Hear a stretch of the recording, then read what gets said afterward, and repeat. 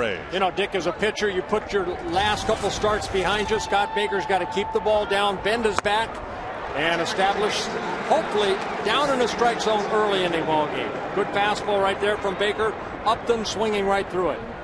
And Baker was designated as the opening day starter. Of course, he had some shoulder stiffness, and Liriano took the start instead. And a couple of low 90s fastballs and a couple swings and misses. And I think Baker and the Twins would like to see more fastballs down where the second one was as opposed to where the first one was. Well, you got to dig deeper sometimes. When you get hit around a little bit, you got to dig a little bit deeper and then be a little more aggressive. One of the things that perplexed Rick Anderson and Ron Gardenhire after his last start, I think the Twins were willing to maybe write off Baker's first start because he was coming back from an injury and no one really knew what to expect. 1-2. Oh boy, he needs that pitch right there. Just off the corner, 2-2. Gary Darling behind the ball, behind the plate. That's a very good pitch right here. That's that slider, and that has to cross the plate as a strike, or it's going to be a long, long night. So he goes back to the fastball and blows him away. 1 down. Oh, put your kids in bed. We're going to show you the pitcher's numbers of Scott Baker. They're not pretty. 0-2, a high ERA. I've been there. I know. All you can do is just bust your tail end here tonight. Baker has given up 7 home runs. Big deal. He's got 43 more to catch me. 1 down, and here's Carl Crawford.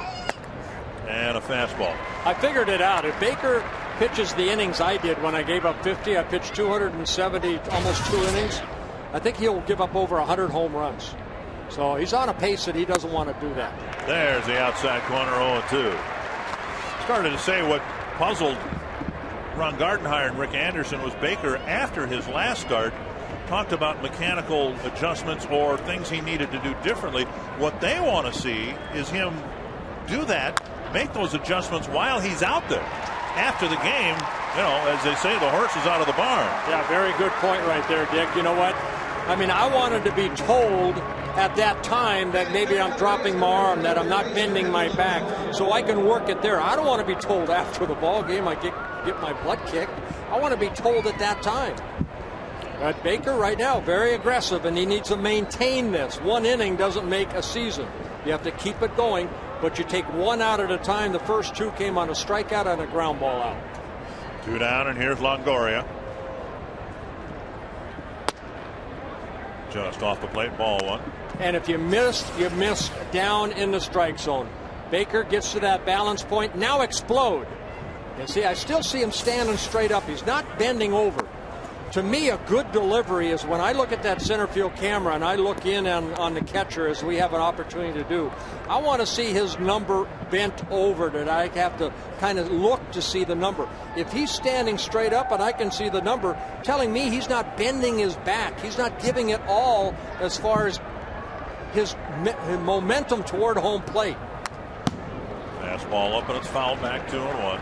You're always talking about pitchers getting into that balance point. I'm wondering if another way of saying what you're saying, is there a second balance point when you follow through? There's so many stages to that. Everything keys off the balance point, but then it's your drive off of that pitching rubber, and then the explosiveness that you use the lower part of your body to throw that good fastball and then keep it down in the zone. If I do everything right, but I don't bend my back, of course everything's going to stay up. I have to reach out toward the catcher's glove, and that's the work part of pitching. Out front is the work part of pitching. And Baker right now, he's almost cutting it off because he's not allowing his back to just kind of come over his body. 2-2 to Longoria. And another fastball fouled back. Let's take another look right here. These are the same things that Scott Baker and Rick Anderson are looking on video. Okay, Baker right there, you can see he's standing tall. Okay, I say stay tall over the pitching rubber, but once you let that ball go, now you have to explode and bend your back. Reach out. And a breaking ball, it's just off the outside corner and a full count. And if you do that right there, you're going to have shoulder problems in time if you do not reach out and stretch out toward the plate. Full count to Longoria with 2 gone in the first. high fly deep down the left field line. A foul ball. And back in the seats. And it's only little things, Dick. I mean, it's easy to sit here and say this is what he has to do, or we criticize, or we look at it and say, boy, he's got to bend his back. Sometimes it's a little more difficult than that. For some reason, he got into a little bad habit, and I haven't seen Baker like this. The first couple of years, he always had a good follow through. Another 3-2 to Longoria. Breaking ball, and that's hit fair right on the line. Creedy doesn't believe it. And Longoria will go to second with a double. Third base umpire Paul Emmel hesitated. Creedy threw his arms up. And now here comes Ron Gardenhire. No one was closer to the ball as it made contact with the turf than Emmel. But Creedy had a pretty good look right down that baseline as well. On this ball hooking a little bit. You see Creedy keeping his eye on it, and it sure looked like it got a piece of that chalk right there down the line. Now that painted white.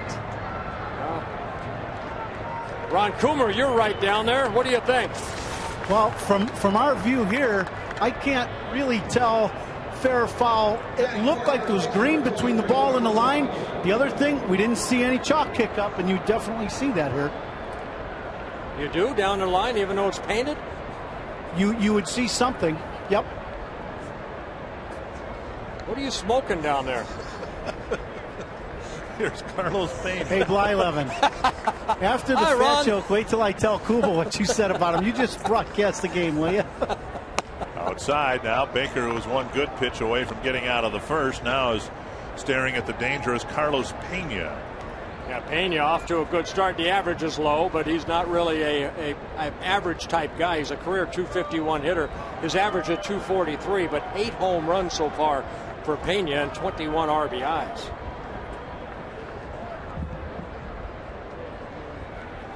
Out in front of an off-speed pitch. The Firestone leaderboard. And Pena, who bounced around from team to team to team. Had a few more teams in there, but he's found a home with the Rays, and he's off to a great start. At least in the power department. 21 runs batted in, but he's also struck out 22 times in 70 at-bats. 1-1 from Baker. And there's a high fly to right field. Kadire tracking it. Can't make the play. Longoria will score. Pena around second, on his way to third. And he's in with a fly ball triple. And it's 1-0 Rays. Well, that ball had some hang time to allow Michael Kadire to get under the ball, but as he jumped up, I don't know if he could have got the ball in the glove. It just might have been a little bit higher than maybe he thought right here. He gave it a great effort right here. He leaps, and the ball hits right off the glove. Now, I wonder if once he hits that wall right here, if that ball maybe, the wall closed his glove a little bit, but it ends up being a triple for Pena. He picks up his 22nd RBI. Burrell cracks one to left. Hard off the wall. He doesn't run well. He'll hold up with a single, but it's 3 straight hits now for the Rays, and a 2-0 lead here in the first. All right, these are the adjustments that Rick Anderson wants to see right here. Baker's been leaving some pitches up. Again, look at this pitch. I mean, it's almost the same pitch that we showed you that Hill hit for the home run off of him when Toronto was in town. Burrell hits a line drive off the wall. Delmon Young gets it back in. So it's a 2-0 Rays lead. Pat Burrell picks up his 8th RBI of the year. So the middle of the Tampa Bay lineup connecting here. 3 straight hits. And Gabe Gross will hit. Looks like Baker was going to get through this first inning with a 1-2-3 inning on about a dozen pitches. There's a strike. And whoever said this game was a game of inches need to look no farther than this first inning. Longoria's drive fair, ruled fair by a fraction of an inch. Pena's fly ball an inch out of Kadire's reach in right field. But Dick, it all goes back to the pitching. I mean, the Baker's left some balls up, and the Rays have not missed them. There's a better pitch down in the strike zone. Now let's see if he makes the adjustment. That's where he wants to stay, down. And if you miss, you stay down. I know a lot of times when I went through this, you tell yourself, okay, if I'm going to throw a breaking ball right here, I have to throw it on top of home plate. Half swing, strike 3, the inning ends. But 3 straight 2-out hits, some clutch hits for the Rays. And they get a couple in the first against Scott Baker.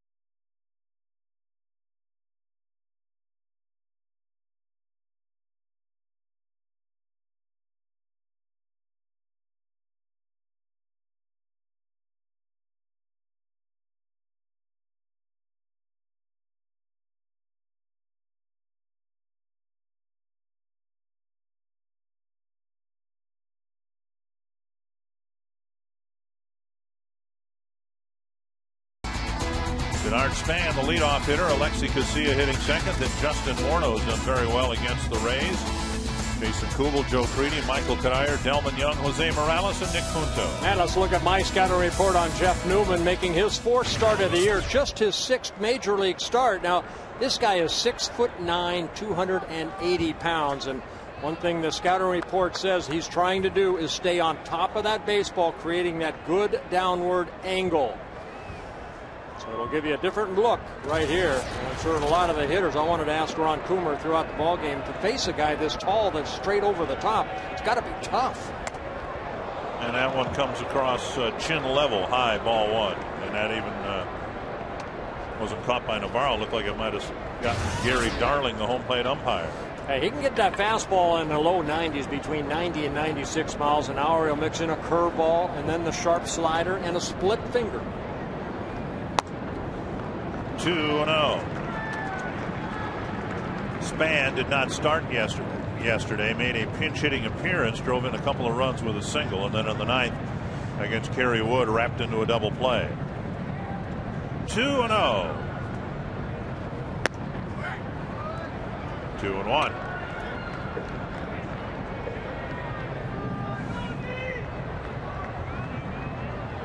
Jeff Newman, 26 years old, the Rays' #1 pick back in 2004 out of Rice University. That's dumped down the left field line, a foul ball, and even Crawford can't catch up to it. 2-2. Can you imagine a college team that had 3 pitchers taken in the first 8 picks? Yep. Philip Umber, one of them. Umber pitching out of the bullpen for Rochester now in the Twins organization. This guy, and then Wade Townsend was 8th overall. 2-2 to the leadoff man, and the Twins first. Full count. That sounds loud. Maybe. I mean, that really snapped Navarro's glove there. Full count. Twins trying to get the leadoff man on here.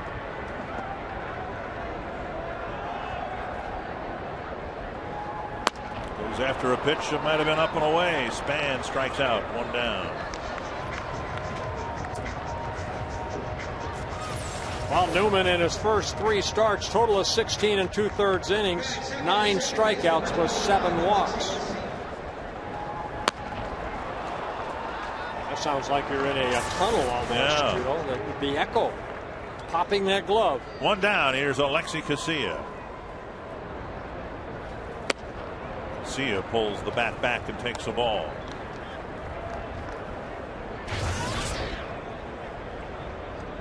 American League Central last year was highlighted by 2 Alexis. Casilla for the Twins and Ramirez for the White Sox, and both Alexis this year are off to slow starts. Ramirez, of course, moving across the diamond as the White Sox shortstop. He's off to a slow start, and Casilla is for the Twins as well. Swing and a miss. 1-2.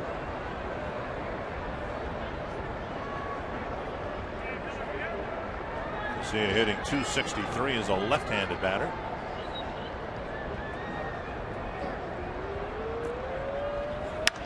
It's drilled, but it's going to hook. Foul.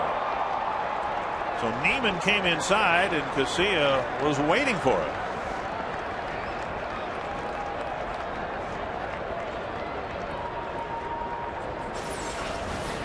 Well, fastball in. Casilla just dropping the barrel of the bat.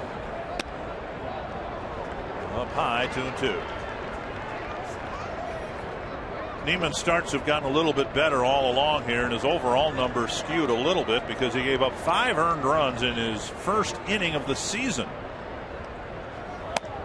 3-2 with Casilla squaring to bunt with 2 strikes. Morneau on deck.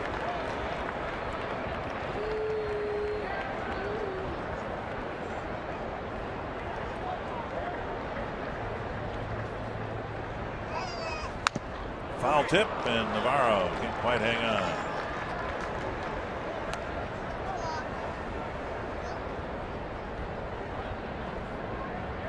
So Neiman ran the count full to Span before striking him out. Now has a full count with Casilla at the plate. How could you not vote for Joe Madden as the manager of the year? One guy didn't, and you know him. Yeah, I know. I don't know why he would not. Popped up near the Twins on deck circle and out of play. What a year for the Rays last year. 97 wins and then made it to the World Series from a team that was basically dead last almost year in and year out since 1998 when the Rays first became an organization at the major league level. Mura did a good job as a leadoff hitter a year ago. Now he's hitting down on the lineup. Still a good all-around player. Another 3-2 coming to Casilla. And Casilla draws a walk. The Twins haven't put one in play yet, but they've got a runner aboard with 1 out. There's a Northland Ford defense with Carlos Pena winning a Gold Glove last year at first base for the Rays.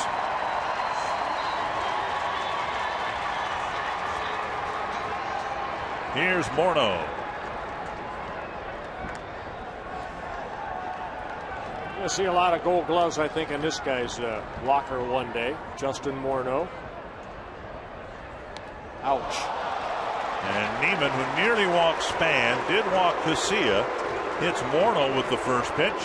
Couple aboard with 1 away for Kubel. Well, it looked like he wanted to go inside, and I don't know where that hit Justin. Sounded like it hit his ankle. I'm just saying, the right fender, it bounced off of him like it hit something metallic. Oh, boy. He's not even limping. All right, now, Jason Kubel coming to the plate. Your pick in the pick to stick. Yep. And you called him. No. I said because Coomer and I were not in there, the fat guys, that I picked Kubel. Not meaning that he's fat, but he's probably the plumpest guy in our lineup. The plumpest? Yeah, plumpest. Okay. 1-0. to the Michelin Man. 2-0. You said that. No, I'm trying to get you to explain why you would pick him. Because he's the biggest guy there. Okay. Now Justin is, you know. And here comes Hickey, the pitching coach, or Hickok, excuse me. All right, here are the pick to stick rules, and I'm not doing real well. I know that the fans are running away with this thing so far through 3 weeks. And you can see you get points, you lose points. You had Kubel when he got his cycle. You had him that night. You got like 16 points. I got 16 points, the highest yet. And I think I still have a total of 16 points.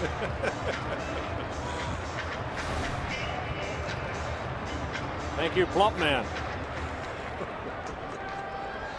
Well, we'll see what Jason can do here. He's leading the team in runs batted in, tied for the lead in home runs, leading the team in batting average. Little pop fly to center. And Upton is there for the catch. 2 away.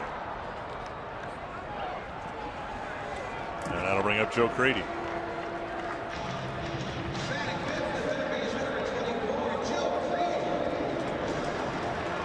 Rays got a couple of runs in the first with some 2-out hitting. Now the Twins will hope that Creedy can deliver a 2-out hit. Well, you can see the numbers on Neiman at 16 2/3 innings coming into this ball game.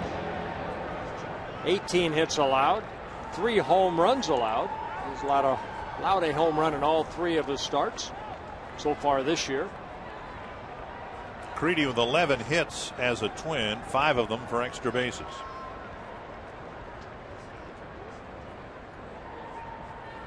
Raking ball over for a strike.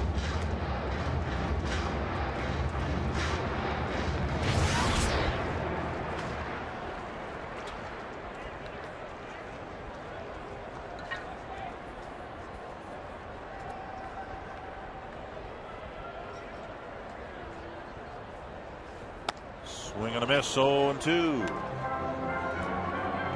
Neiman had a tough time throwing strikes earlier this inning. Now trying to pitch out of a jam. He's walked a batter, he's hit a batter.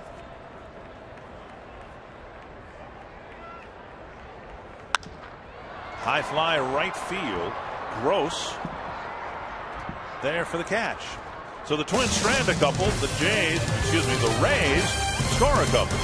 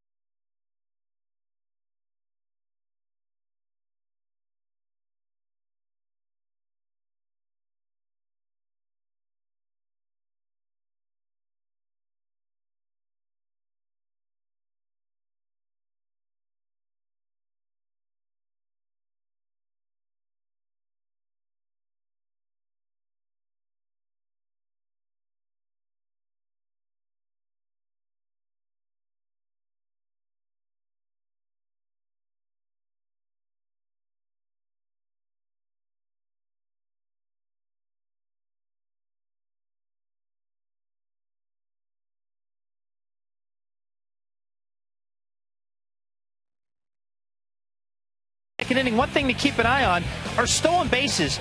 The Rays have 24 through 19 games thus far. That's the most of any team the entire decade. And the Twins yesterday just threw out their first batter. It was Jose Morales throwing out Mark DeRosa in Cleveland. And that's something you definitely are going to need to keep an eye on as the Rays try to manufacture more runs. And let's see, Punto here snags one, so you're not going to have to worry about Eo Morris stealing on you, Bert. That was Navarro, who was retired, one away. Now Iwamura will hit. Yeah, nice running catch right there by Nick Punto. You can see the first two batters and the last two batters for the Rays have stolen 19 of their 24 bases. So Upton and Crawford were kept off the bases, and now the challenge will be Iwamura and Bartlett here in the second inning.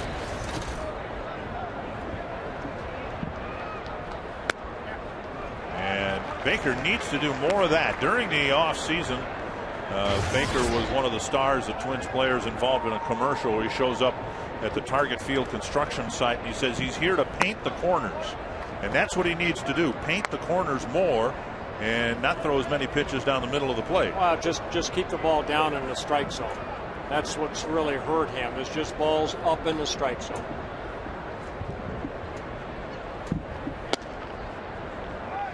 Two and one. I mentioned in the first inning there's that fine line. Sometimes you find yourself battling yourself out there when you're trying to make that perfect pitch. You put a little bit too much pressure on yourself than just letting your natural ability just throw that pitch where it normally goes. 2-2.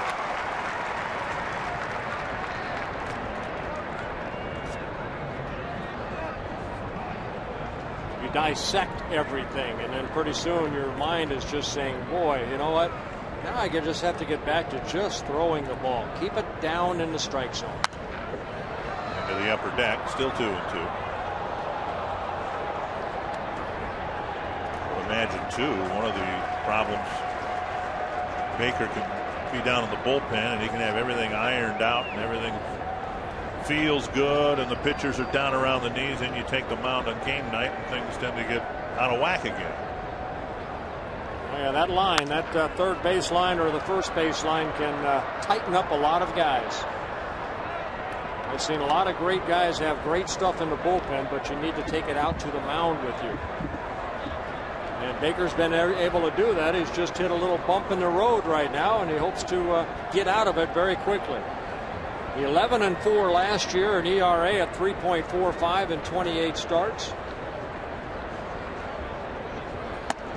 Up high, 3-2, with Bartlett to follow.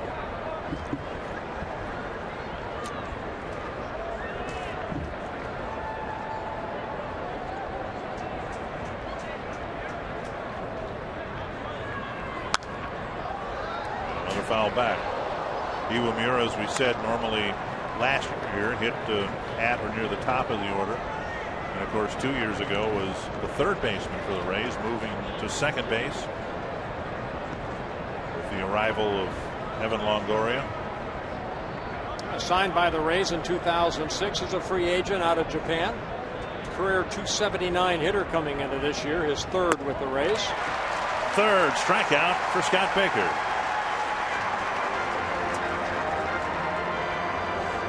All three fastballs have been on that good fastball from Baker. Sets himself, and then a good pitch down in the strike zone. 2 down. That'll bring up former Piranha Jason Bartlett.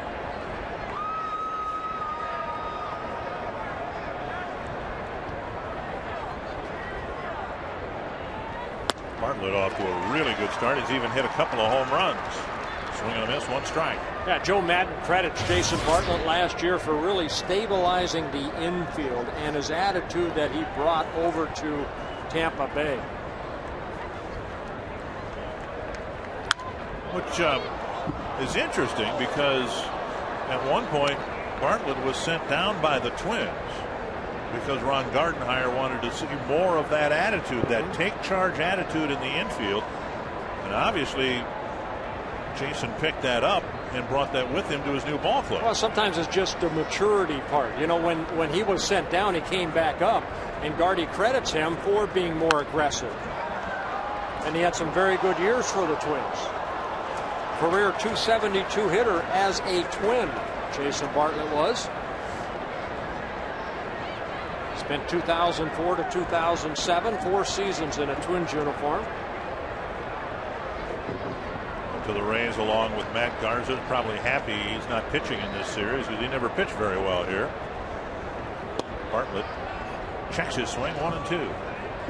We were talking about Baker and his starring role, co-starring role in the Twins commercial. Maybe one of the best Twins commercials ever featured Jason Bartlett and Nick Punto in the tank at Waterworld in the Mall of America, Underwater World.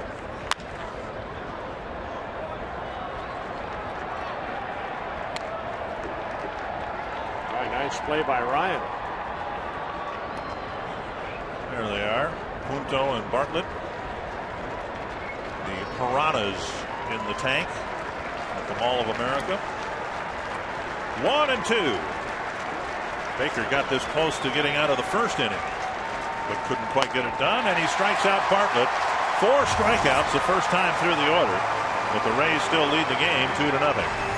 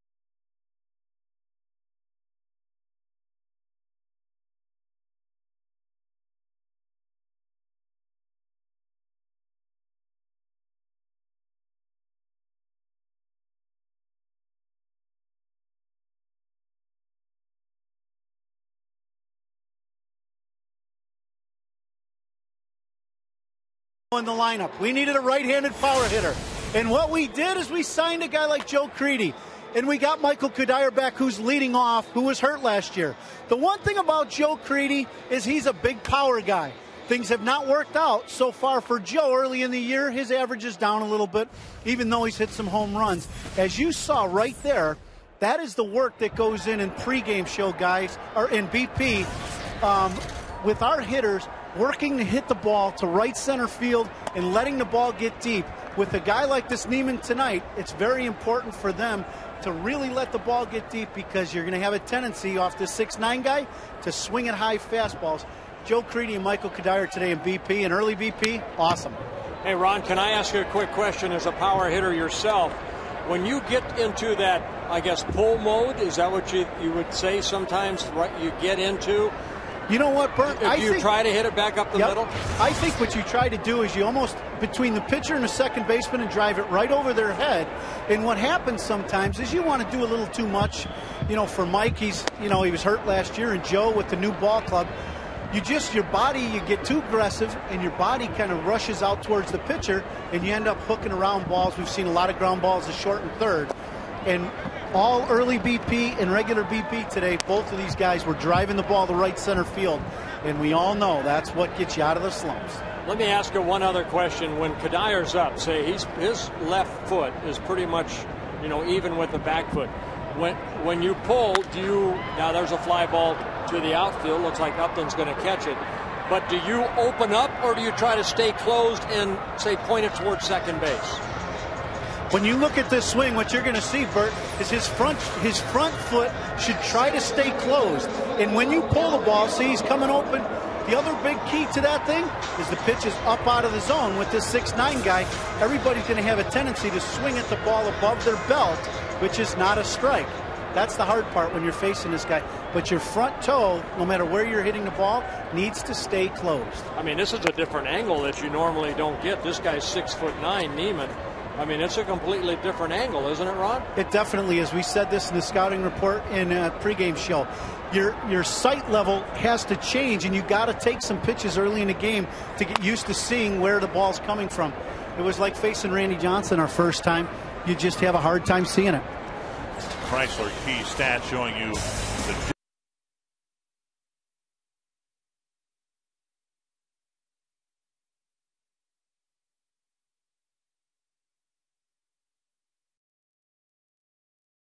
like that right there, trying to pull the ball rather than maybe hit it the other way, you know, all at one time. And that happens sometimes throughout the season. You see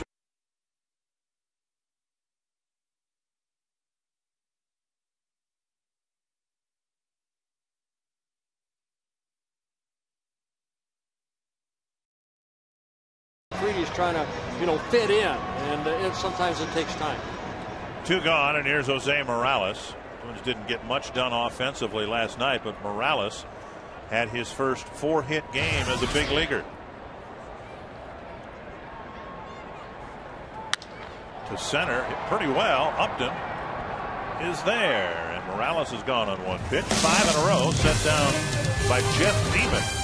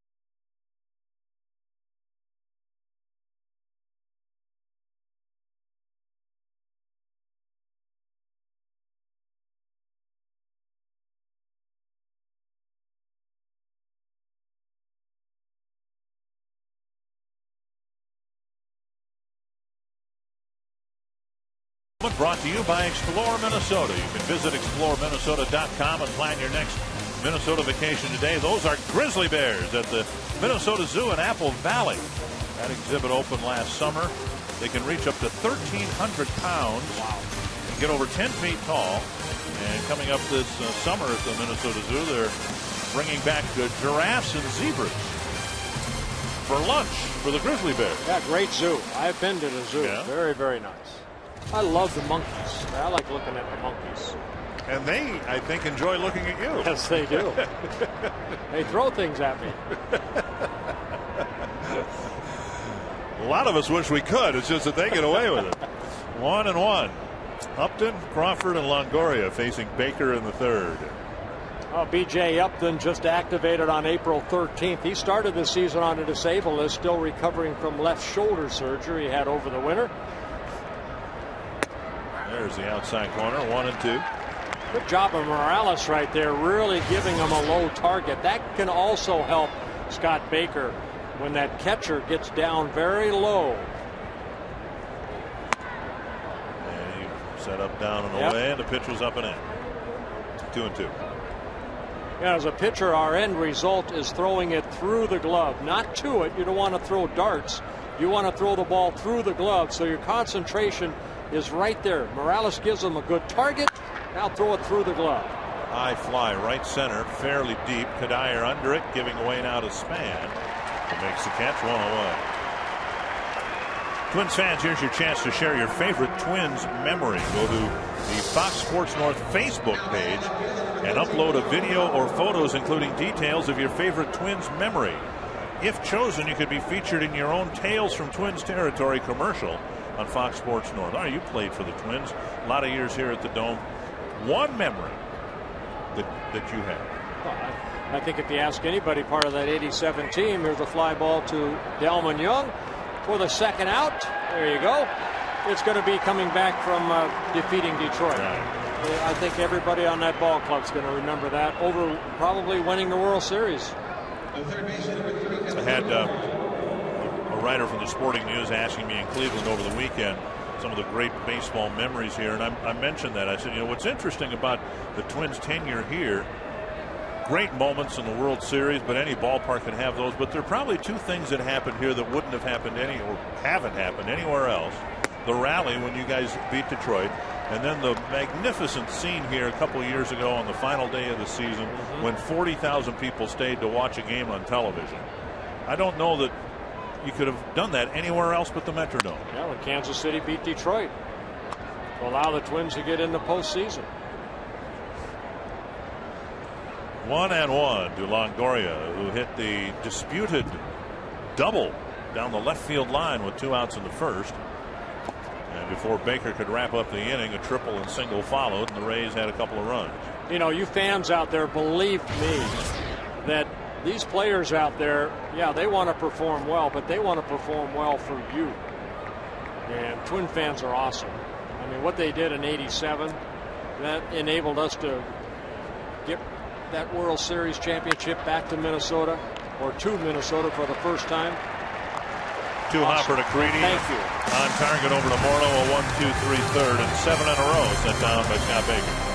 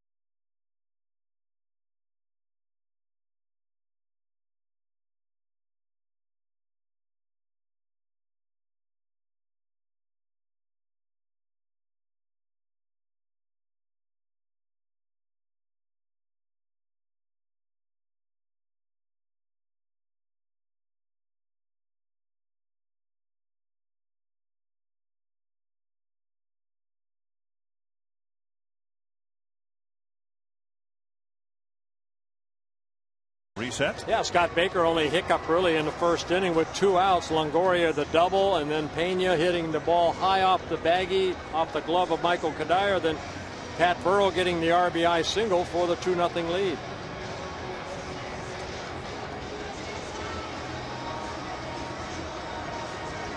Nick Punto will lead things off, then Span and Casilla. The Twins have some speed due up here. See if the Twins can get some of that speed on the bases.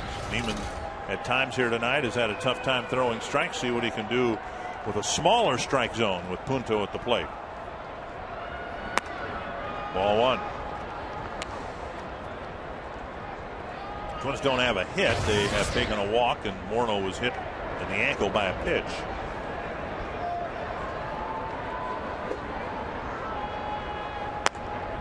One and one.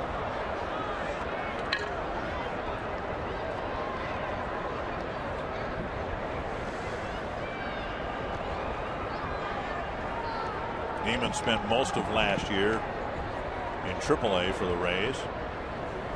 Swing and a miss. 1-2. But the Rays felt comfortable enough with his development and the promise of David Price to go ahead and trade Edwin Jackson, one of their starters who seemed to find it last year, trading him to the Tigers. Yeah, and he's off to a good start with the Tigers. 1-2 to Punto. That's hit high and deep to right field. Gross going back and just short of the wall, making the catch. One away. Let's find Ron Coomer down along the Twins dugout.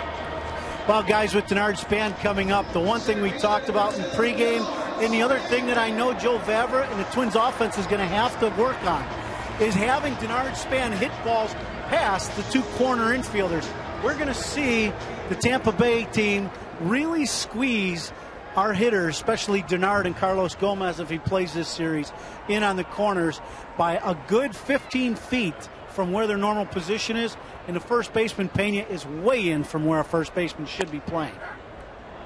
Well, Ron, what I saw from also Punto right there, Longoria plays behind the bag, but when that pitcher starts his delivery, he's walking in.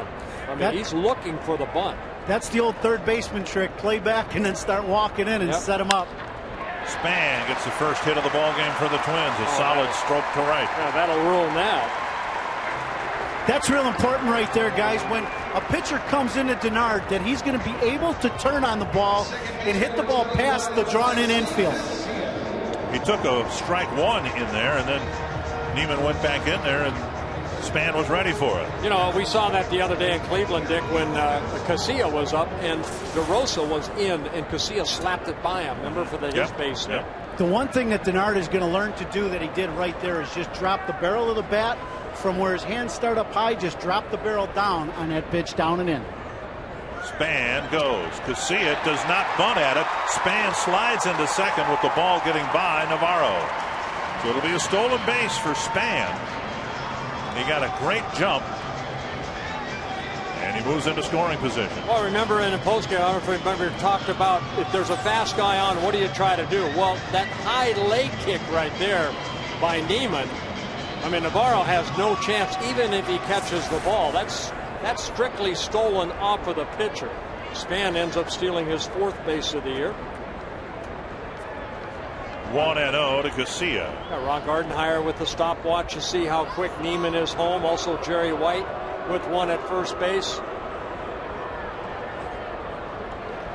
And as Neiman broke from the stretch, Casilla was squaring to bunt. Takes down and away. 2-0. Casilla with a good plate appearance, drawing a walk. One thing the Twins do, all these speedsters, all the Casillas and the Gomez's and the Spans are out every day at home working on bunting. 3-0. Fourth 3-ball count. And it's the second time Casilla's had a 3-ball count.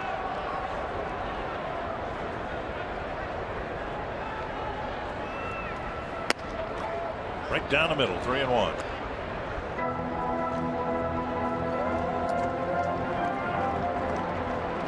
For Casilla, his walk in the first inning, just his third walk of the season. Morneau on deck.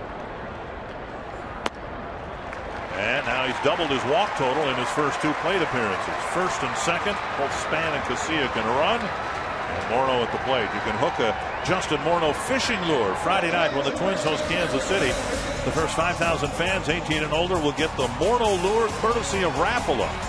Tickets are available at 833-TWINS or check out twinsbaseball.com.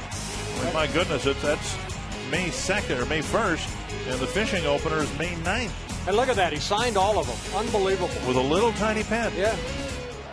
Here's Morneau swinging and missing. 1 strike. He was hit on the ankle by the first pitch Neiman threw in the first inning. Tigers shutting out the Yankees. Justin Verlander going for the Tigers. Give you some highlights in our game break in just a little while. 1 strike to Morneau. 2 strikes. Good off-speed pitch right there. Justin way out front. That might have been the split finger right there by Neiman. Twins had a couple of runners on in the first inning, but Neiman was able to get Kubel and Creedy. Span and Casilla are aboard.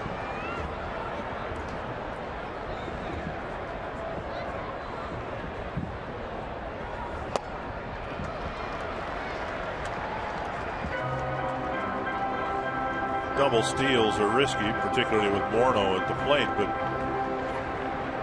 a lot of speed to work with here. And Neiman has the big leg kick. Did he go? Strike 3. Morneau's gone. 2 away. Oh, it looked like he went back to that split finger. The ball tailed away from Justin. And a big strikeout for Neiman, his second of the ball game.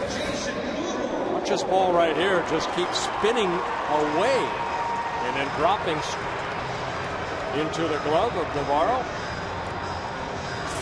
Here's solid as a rock Jason Kubel. Yes.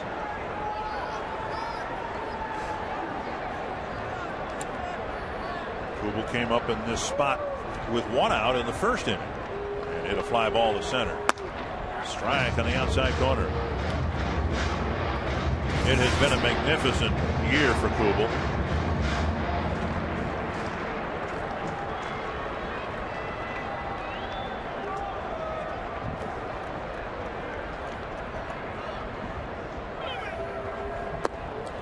Good take there, 1-1. Had a chance to interview him as part of our Quest Twins Live pregame show, and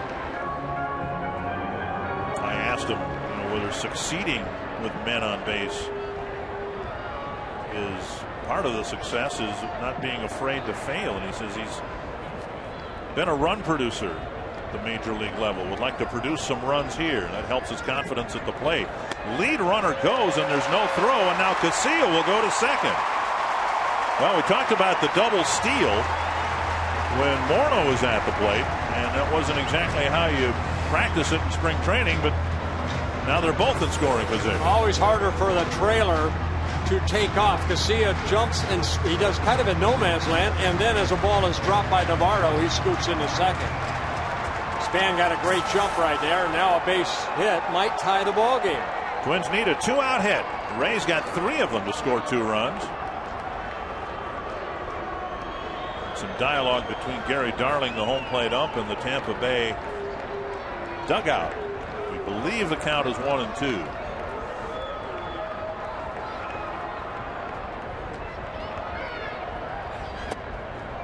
Now 2-2. So the confidence Kubel has as a hitter allows him to be a little more patient and lay off some pitches that he might otherwise go after. Well, one thing I think in sports, if you use that word fear, I don't think anybody that's at this level is afraid to fail. You have to be aggressive. And he's aggressive there and struck out. Well, the Twins strand a couple of runners aboard. Neiman's given up just 1 hit and has a 2-0 lead.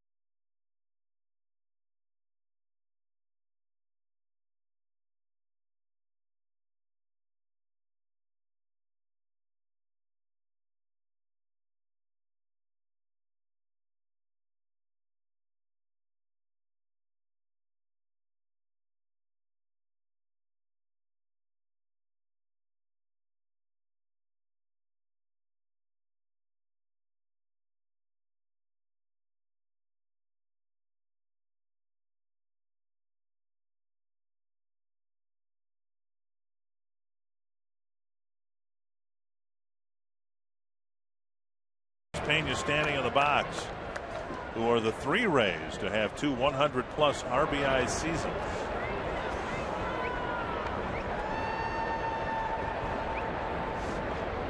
Fred McGriff's name comes into mind.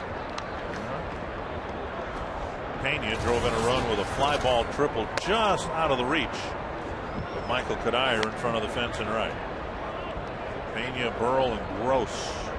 Yeah, I think this is one of them too. Carlos Pena. How long did Canseco play for the Rays? Did he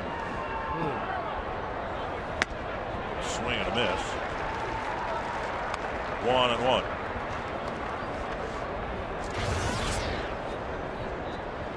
Pena 46 home runs 2 years ago, 31 last year. There had to be some guys on base. Yeah.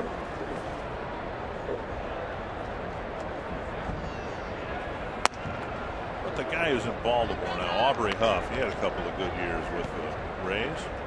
Well, the Rays go back to 1998.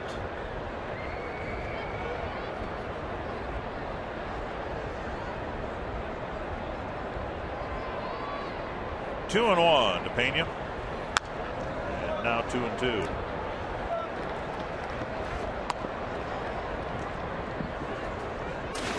Baker was this close to getting out of that first inning, and he hasn't given up a base runner since.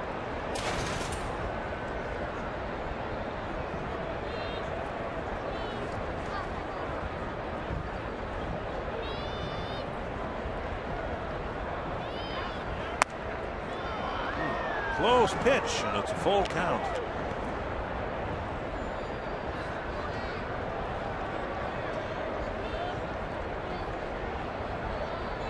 So much promise for so many years, for so many different teams, and it never really happened for Pena until he landed in what might have been his last stop in the big leagues. I mean, it was probably his last chance. Now he may finish his career with the Rays, having finally put it all together. He was a #1 pick by the Rangers back in 1998. They were very high on him. Just didn't work out. He went to Oakland, went to Detroit. Has a couple good years in Detroit, but then in 2006 went to Boston. Frustrating year, and then ended up here in Tampa Bay. Breaking ball got him, and he strikes out for the 23rd time this year. And strikeout number 5 for Scott Baker. Target Field opens in 2010, and demand for group outings will be at an all-time high. Groups who purchase a suite or a group of 25 or more during the 2009 season will establish their priority for booking groups in 2010. All 2009 groups of 25 or more receive big discounts on game tickets and concessions. Call 833-TWINS or visit twinsbaseball.com/groups for more info. Burrell whistled the first pitch he saw, hard off the fence and left for an RBI single. That'll be a kind of a weird experience. You beat a team in the World Series, and then you go over to the team you just beat in the World Series to continue your career. Burrell, of course, left fielder for the Phillies for a lot of years. Yeah, 9 seasons with the Phillies from 2000 to 2008. Now, they had, the American League ring that was presented to them on, I'm sure, opening day in Tampa. Now, does Pat Burrell get his World Series ring and show that off to all his teammates? I would imagine it's probably, as proud as they are of their ring and their accomplishments, if Burrell shows up in the clubhouse with his Phillies ring, you're probably not going to want to kind of put yours away. Yeah, exactly. Put it in the safe. 2 strikes to Burrell.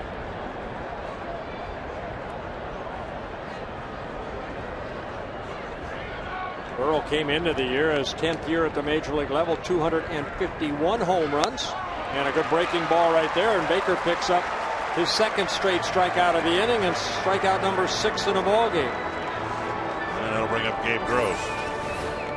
I'm doing a better job of staying back, and you can see that ball down in the strike zone. 2 down, and Gross the hitter. The Rays hadn't played much at home, and when they had their homestand, they didn't play well. They were 2-5. They had a lot of pomp and circumstance and a lot of ceremonies honoring what they did a year ago. And Joe Madden felt that was kind of a distraction to the team. It was a big swing and a miss. What do you call it? The Rays had a big me weekend where everybody was patting themselves on the back for what they did last year, and they kind of let that first homestand get away from them. Yeah, and Joe Madden, he's out of that L.A. organization, the Angel organization under Mike Scioscia. He'll know how to motivate these guys and get them back on track. Slice to the left field line. Delman Young makes the catch of the line drive, and Scott Baker has retired 10 men in a row. We'll see if the Twins lineup can give them a couple of runs.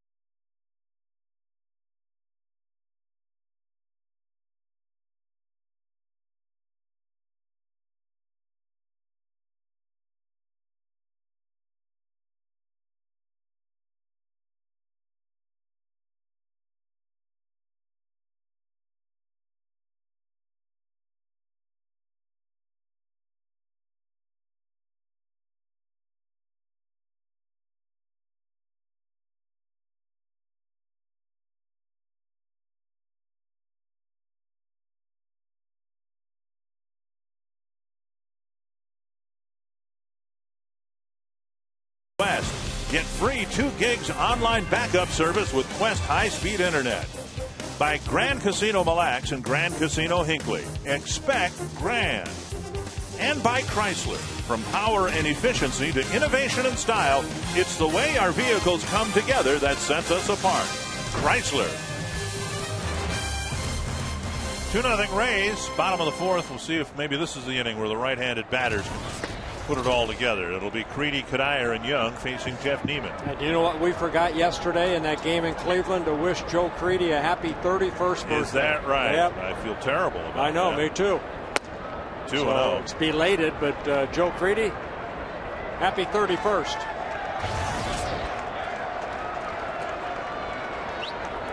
Creedy with a fly ball to right field his first time up.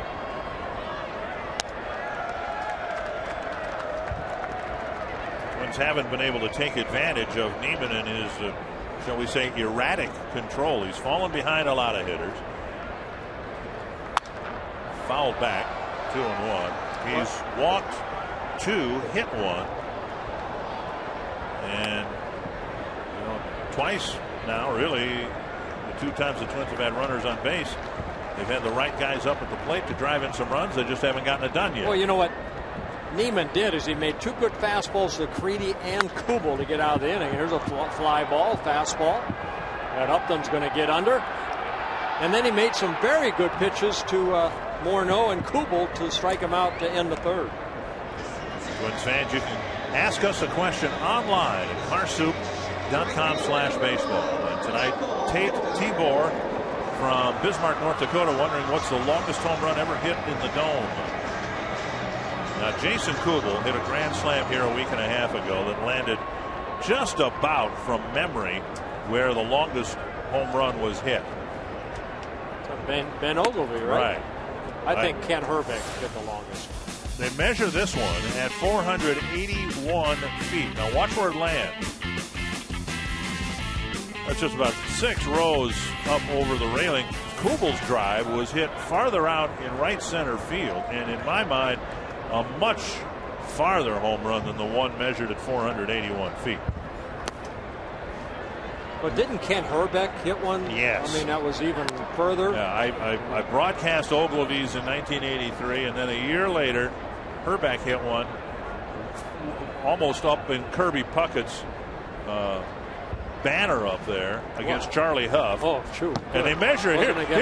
Here's what I like. Here they measured that one at 480. 1 foot short of Ogilvy's. Well, here's Kubel's memorable blast with the bases loaded that completed the cycle. And watch where it ends up.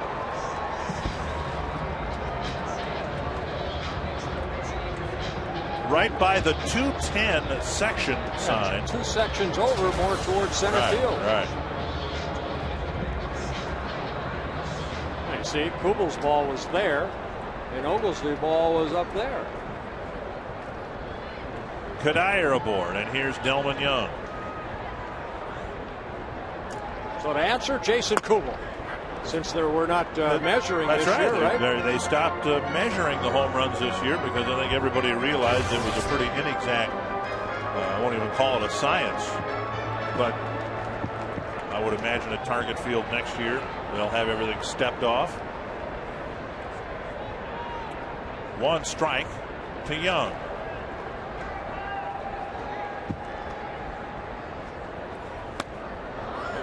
Looked like he was just trying to hit it further than Kubel. Stepping out on that one. 2 strikes.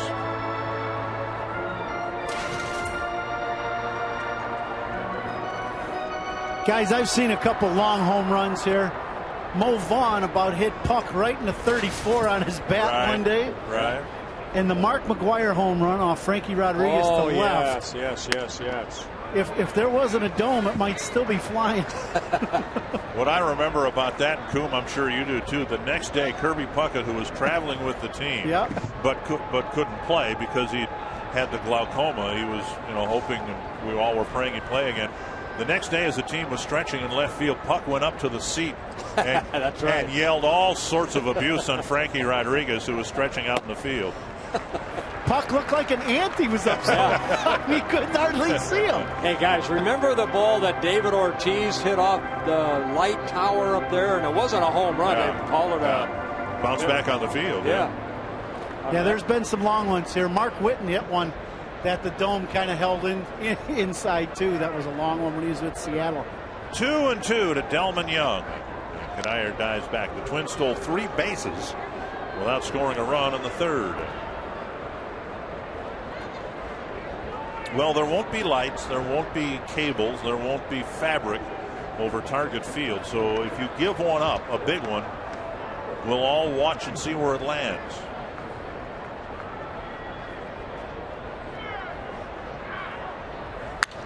Young with a base hit to left. Kadire around second. He'll hold up there. So here are the Twins now. They've had a couple of runners on, didn't score in the first, couple runners on, didn't score in the 3rd, and now 2 men on again here in the 4th. Oh, good hitting right there by Delman Young. He fouled off a couple pitches, and then Neiman left the ball up, and he hit it sharply past Longoria in the left field. I'll bring Morales to the plate. Morales had a string of 4 straight hits snap when he jumped on a first pitch fastball from Neiman in the 2nd and hit a liner to Upton in center field. So he hit the ball sharply for the final out of the 2nd inning.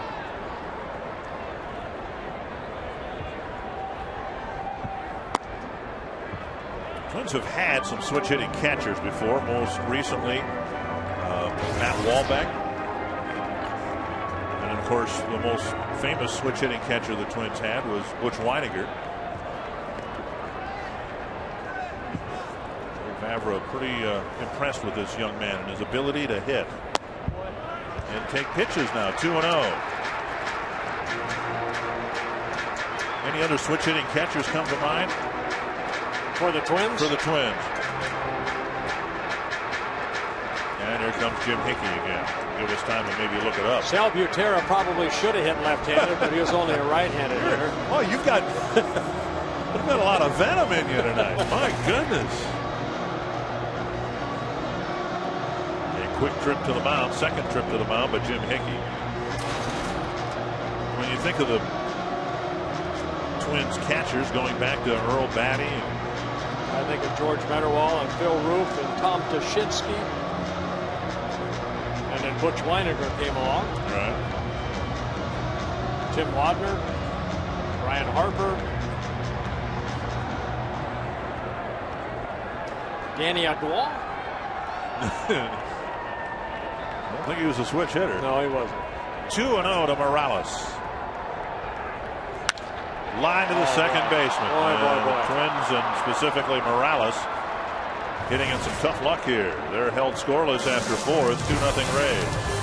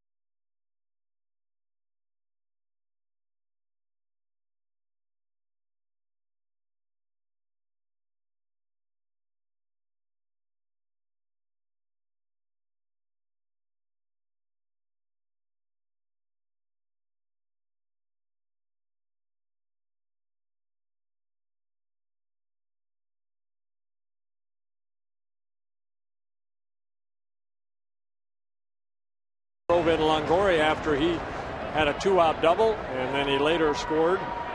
Pat Burrell jumped on the next pitch for an RBI single. Bottom third of the Rays lineup, Navarro, Iwamura, and Bartlett to face Baker, who's been very good here tonight. Down and in, ball 1. Navarro with a pop up to short. In short left field, Punto made the grab when he led off in the second inning. Yeah, Baker's retired 10 straight since the base hit to Pat Burrell in the first inning.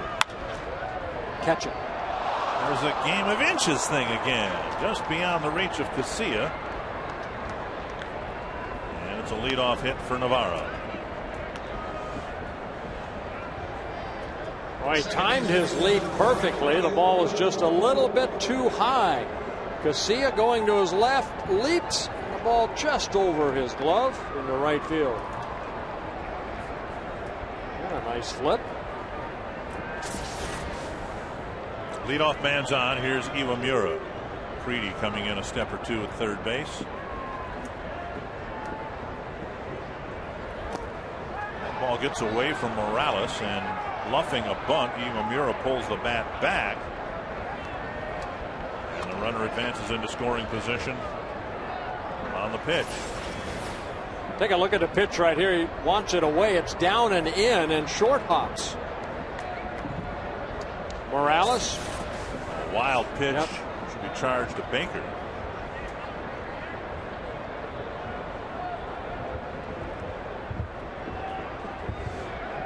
And one of the challenges for Joe Madden was to reprogram the organization and the players playing for the Rays. One of the reasons they struggled, fundamentally, they weren't very sharp for a lot of years, and they would not play a disciplined brand of baseball. Now, in this situation, Iwamura might very well be asked to bunt. He's expected to drop it down. And he's expected to drop it down toward Joe Creedy if he's asked to bunt. Instead, he lifts it foul, 2-1. Tom Foley, the third base coach, going through a set of signs. A lot of times managers will let that guy swing once if he can maybe try to pull it, get a ground ball to second or first.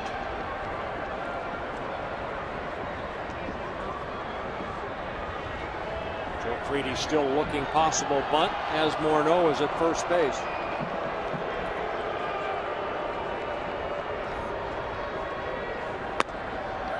Off-speed pitch. Look at the fastball. That was a fastball. Down the outside corner. 2-2.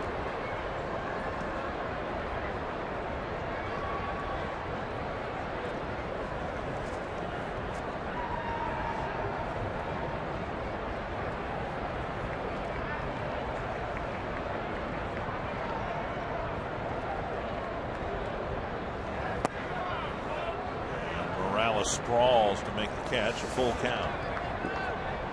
Well, I mentioned before, Scott Baker just making his second career start against the Rays. His other one back in 2006 when he ended up beating the Rays and Tim Corcoran 6-3 here at the Metrodome. His first major league appearance came against the Rays, and that was in relief.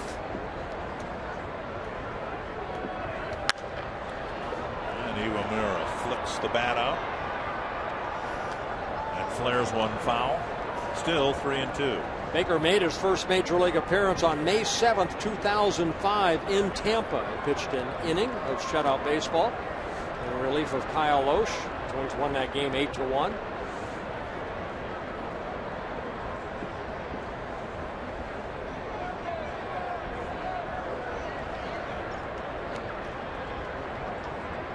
Another 3-2 to Iwamura.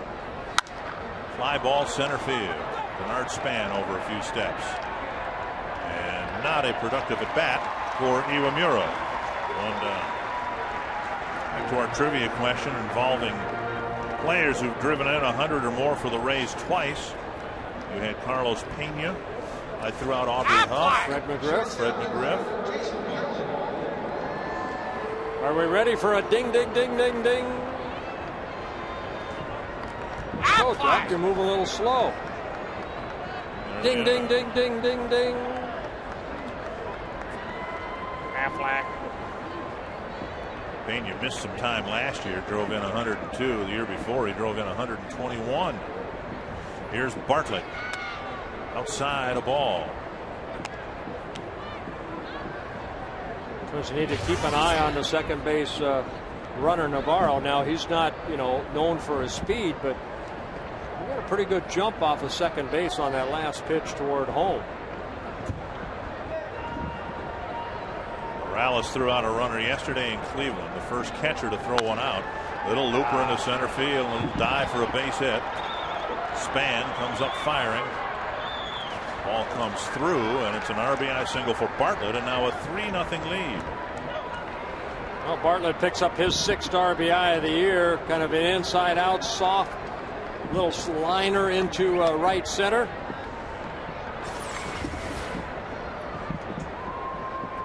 Able to get the barrel of the bat out and hit that ball in front of Span. And it's a 3-0 Rays lead. Well, right now that wild pitch looms awfully large, allowing Navarro to get to second base, and now Upton at the plate.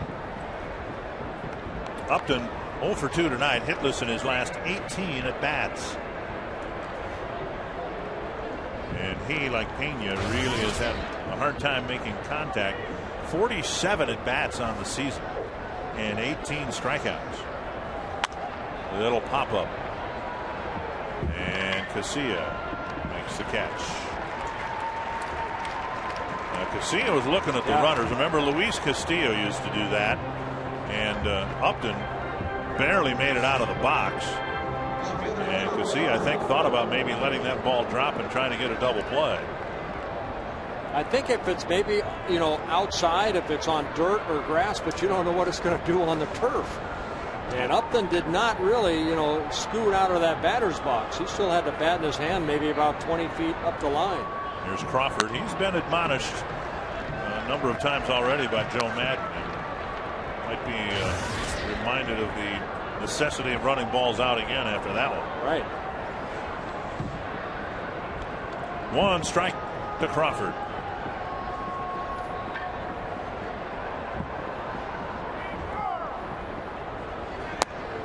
Down low, 1-1. You know, one thing Joe Madden has surrounded himself with, and I think Ron Coomer mentioned it in the pregame, that Dave Martinez, former very good hitter, is the bench coach. Tom Foley, the third base coach. Steve Henderson is the hitting coach. George Hendrick, the first base coach. Some guys with a lot of major league experience. And Bartlett looked like he wanted to take off right there. And leaning towards second. Bartlett with 5 stolen bases in 6 attempts. Teams are 24. Excuse me. Teams are 19 for 20 in stealing bases against Twins pitchers and catchers. And there have been a handful of pickoffs. Again, as a pitcher, all you can do is make Bartlett stop. He's going to get a good lead, a couple throwovers, but what Baker needs to do is just utilize that slide step. And give his catcher a chance. And they pitch out, and Morales can't catch it cleanly. He'll throw to second, but Bartlett will advance on what now will be ruled a pass ball. That's a bad pitch out right there by Baker. You want to throw it into the right-handed hitter's batter's box, but that ball was too far away. Watch this pitch out right here. Well, it wasn't that bad of a throw. It just kind of went right through Morales' glove. A dangerous situation. The Twins have given away a run on a wild pitch, and now a pass ball. I presume it's ruled a pass ball. It is. And it sails up on the way, 3-1. 5th 3-ball count for Baker. He's yet to walk a batter. Well, this game's all about picking up your teammates. And Baker needs to get Crawford out right here. Evan Longoria on deck.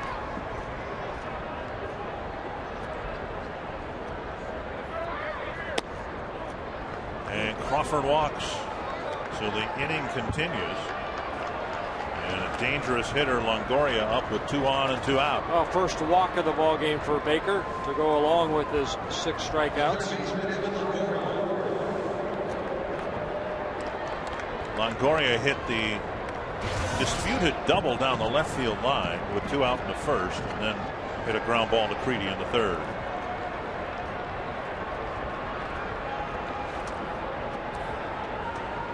Guys, Bert and Dick, right now I'm watching Bake, and he's really struggling right now with his release point and trying to get the ball down. It's just really been a struggle for him. You can see him walking around the mound, and just his facial expressions. You know he's trying like heck to get that ball where he wants it, and he's just having a hard time getting it there. Yeah, he's just pushing it now rather than letting it go like he did the first couple innings. Came into the inning having retired 10 men in a row. Navarro's single kind of set up the inning. No activity in the Twins' pen.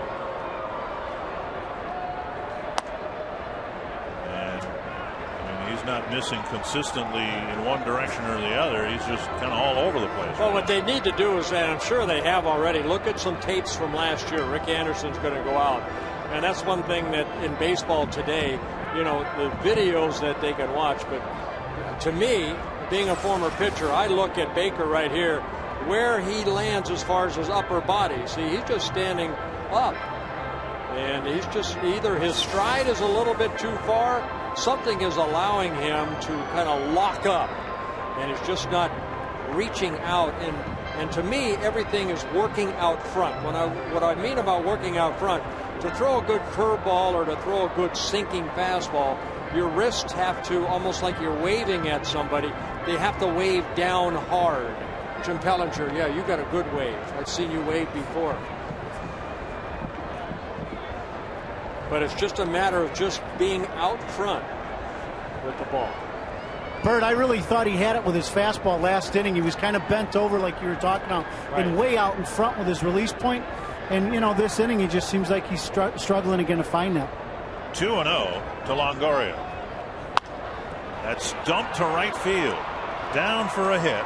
Bartlett's going to score, and Longoria hit it right off the end of the bat, and it's 4-0 Rays. Well, you know why he hit it off the end of the bat? Because it became a fastball situation. Longoria looking to turn on it because Baker has thrown some good fastballs.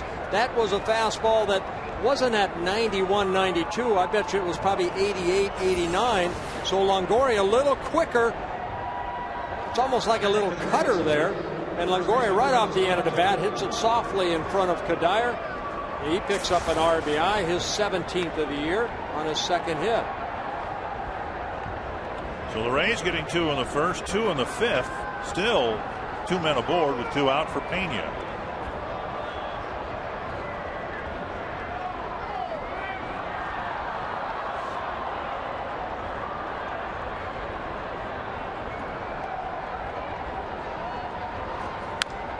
Tapped foul activity in the Twins bullpen.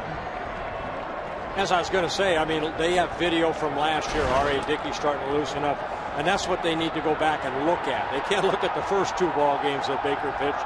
They need to go back when he maybe pitched that one hitter, say, you know, a couple years ago against Kansas City. What was his delivery then compared to maybe now? 1 strike to Pena. Just off the plate, 1-1. Well, you could look at the first or the second, third, or fourth innings. Baker got through the Rays lineup with the 10 men retired. You can see Casilla playing a deep second base. I bet you Ron Coomer would say the same thing as far as hitting, Dick. I mean, Upton right now, you said he's 0 for 19 now. Right. You know, you find yourself trying to guide the ball into the outfield rather than letting it go. And that's what Baker's trying to do right now. And now he's trying to throw darts rather than let it go. 23 pitches so far this inning. Where you got to dig deeper, Scott Baker. You got to find that one pitch to get out of this inning.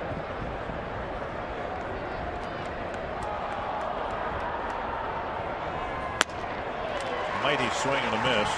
Now looking back at the inning, I think even Navarro's leadoff single, they came on pitches that were left up. And even though some of them weren't hit particularly well, like Longoria's, if you leave the ball up, you're going to run that risk. Well, the difference between Baker and, say, Nick Blackburn is Blackburn has a good sinker. You know, Baker's fastball is pretty straight. It doesn't have a lot of movement. So when he leaves it up, it's pretty straight. And now 3-2, and this might very well be the last batter that Baker faces. Dickey is more. I'm wondering, Dick, and I don't mean to interrupt you, about his shoulder right there. Now, he started disable, you know, this season with some shoulder tightness, but the way he's throwing right now, I wonder if that shoulder's okay. Because he's leaving a lot of pitches up, and he almost looks like the facial expressions tells me that he's grinding right now.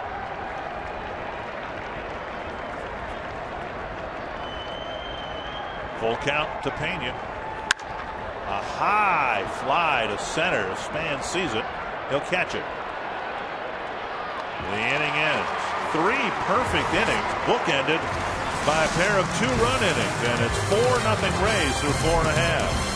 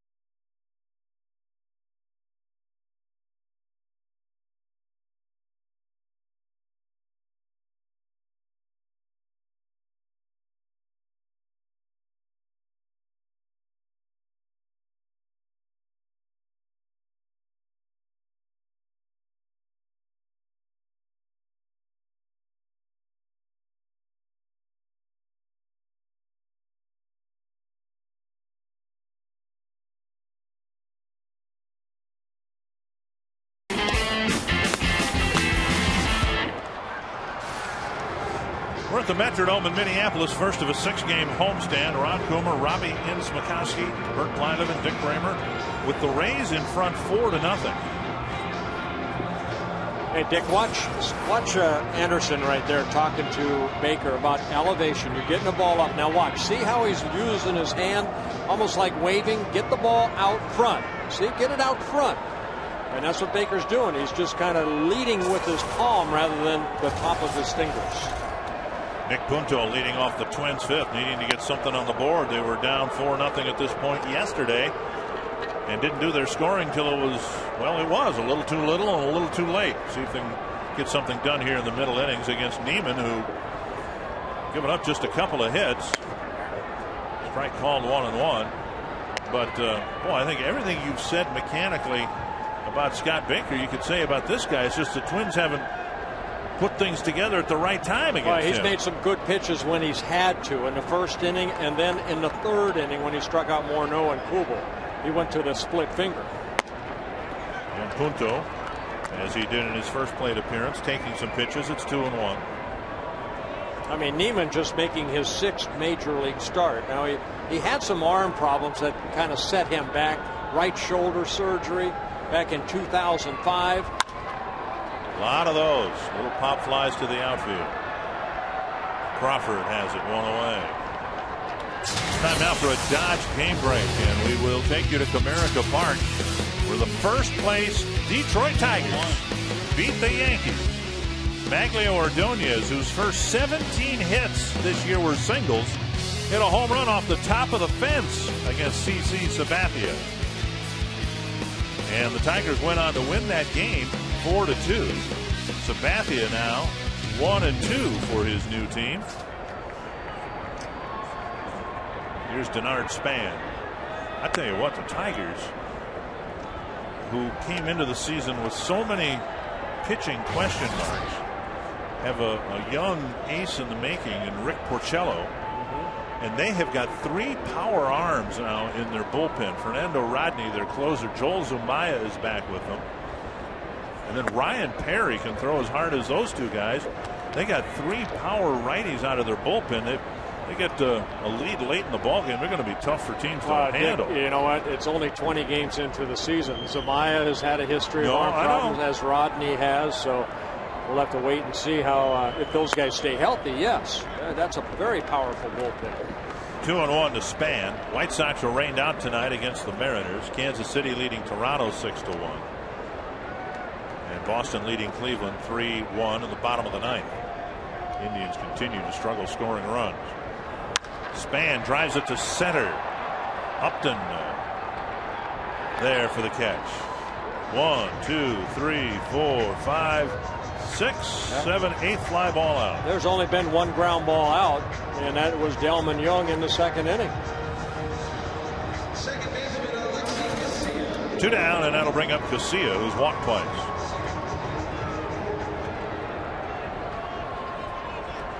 I'm getting a standing ovation in the truck in my ability to count. How far did you get? Up to 8, I believe. Casilla, strike 1.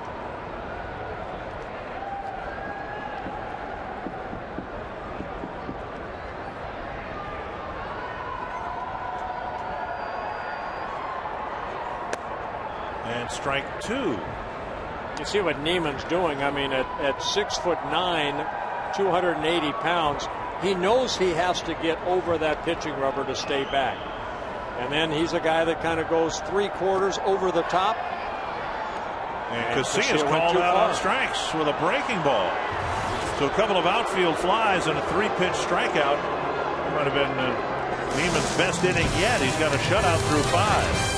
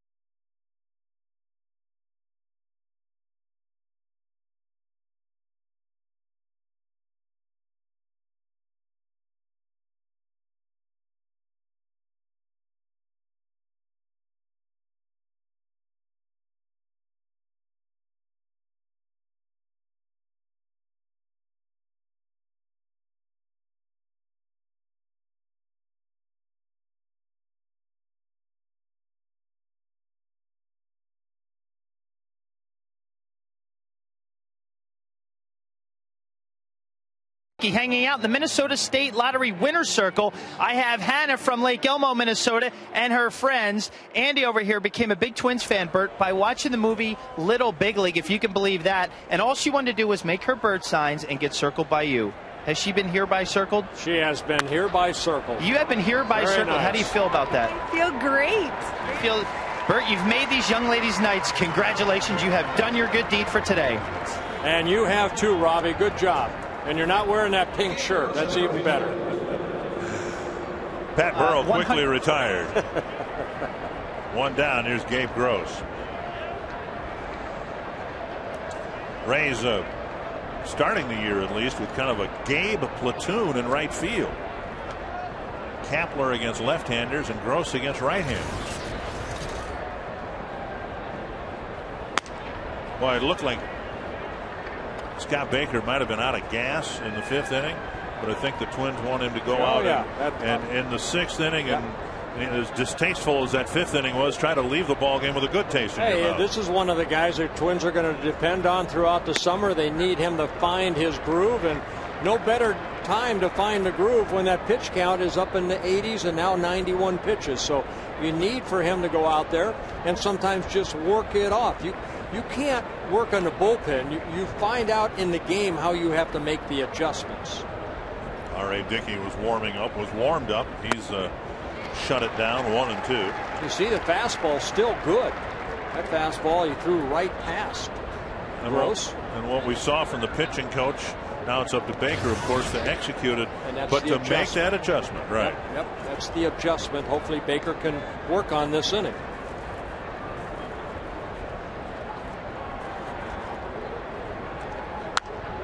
Squirted foul over the Twins dugout. Nice grab by the fan. He was just on his way back down to his. Oh, look at that. He's going to give it to the little boy in the red sweatshirt. Go tell him thank you. That red hoodie, I think, has just become his lucky shirt there.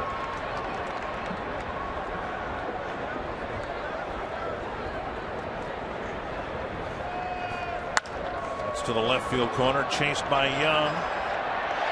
That's a foul ball over his head.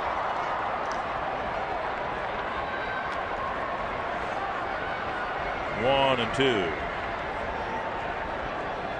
That's one of those plays you always think of Kevin Mitchell when he made that backhanded catch. Barehanded catch, yeah, barehanded catch.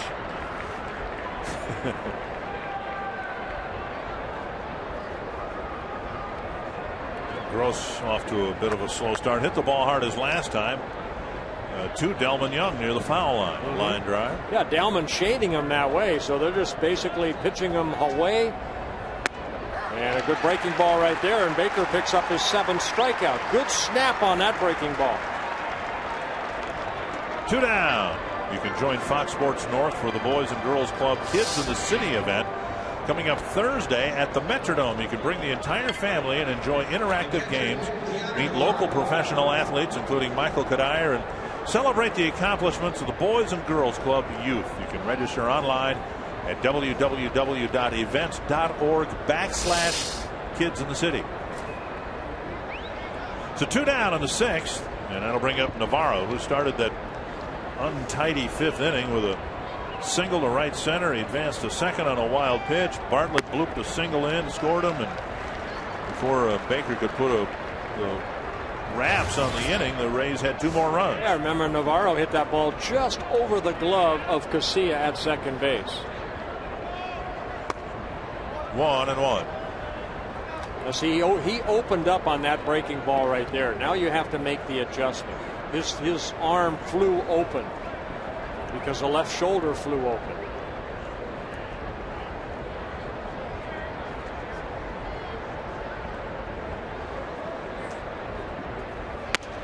Fastball inside, 2-1.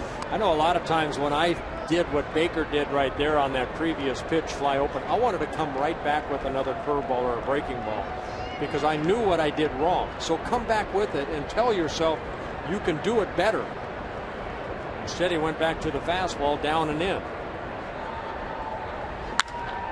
Creedy right there, and Baker gets through the 6th in 1-2-3 fashion.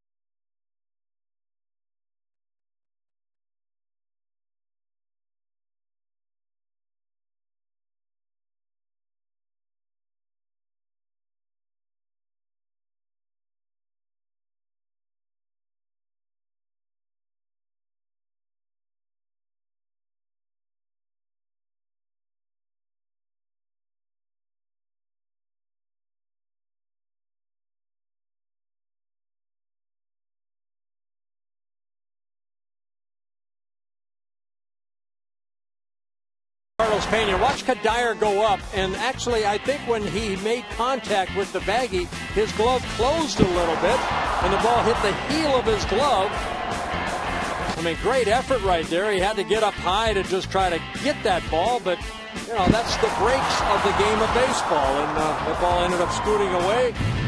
Pena got a triple and an RBI. I think you're right. I think when Kadire jumped, his glove made contact with the wall, and that kept the ball from going into the middle of the glove.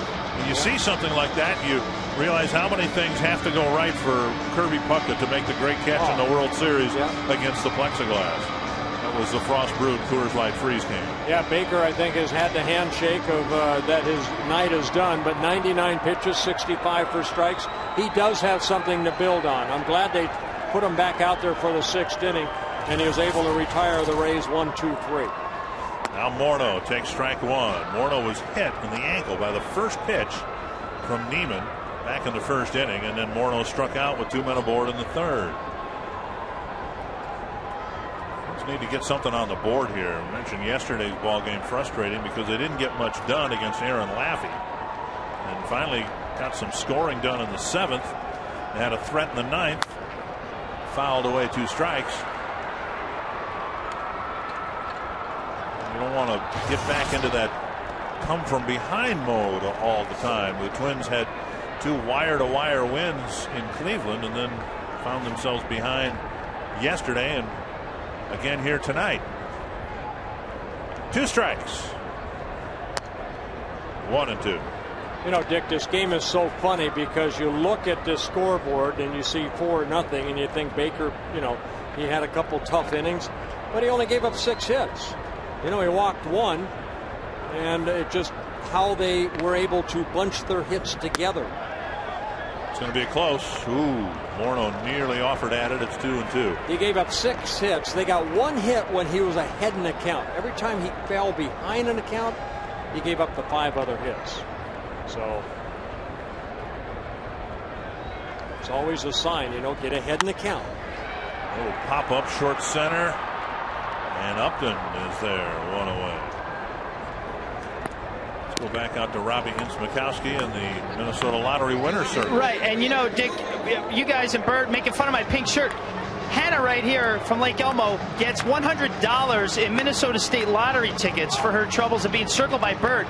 And you know what they want to do, Bert? They want to meet you and they want you to autograph their signs if you would be so kind to do such a thing. I would love to do that. Okay, so congratulations, Hannah. $100 Minnesota State Lottery tickets for being circled by Bert.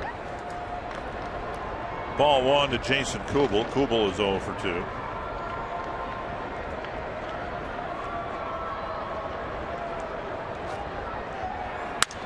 Snapped his bat. Iwamura out. And Morneau and Kubel are quickly retired on little short fly balls. That'll bring up Creedy. Creedy with a fly to right, a fly to center. Well, you got to credit Neiman right now. I mean, he got 2 runs in the 1st inning, and he's put zeros on the board. 2 outs here in the 6th inning. He's made some good pitches when he's had to. And now here in the middle inning seems to be doing a better job of getting ahead. Strike 1.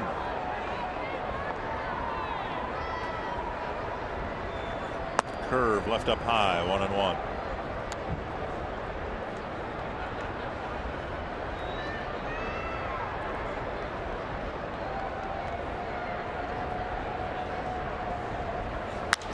High fly to deep left field. Get out. Crawford going back and gone. A home run for Joe Creedy.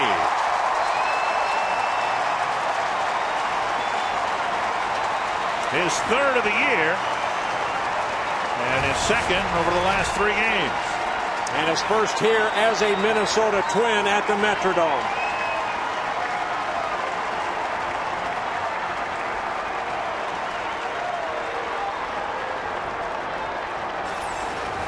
Oh, this ball just left inside. And Creedy, that's almost the same swing that he had on Jose Contreras when he hit his home run in Chicago. Remember, ball down and in? And Creedy puts the Twins on the board. And now Michael Kadire. Up high, ball one. Kadire with a fly to center and a walk.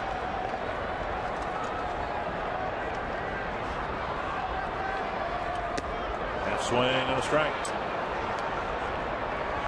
3 of the 4 Tampa Bay runs have been produced with 2-out hits.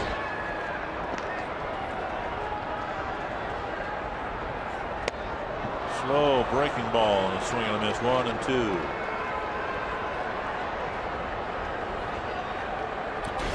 Former Twin Grant Balfour warming up. Cooling down, maybe we should say.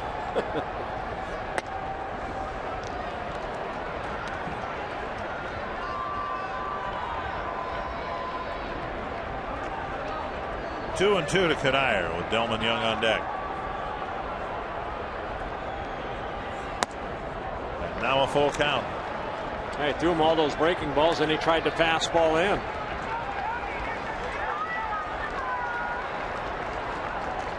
See if Kadire can reach with Young in the on deck circle.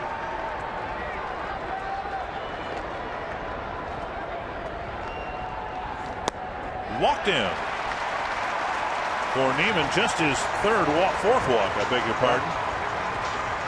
But he's been behind, and I was just complimenting him on his ability to throw more strikes, and he issues a 2-out walk, and that might be the last pitch he throws. And 94 pitches. Joe Madden coming out and bringing in Grant Balfour. A chance to win a ball game for Jeff Neiman.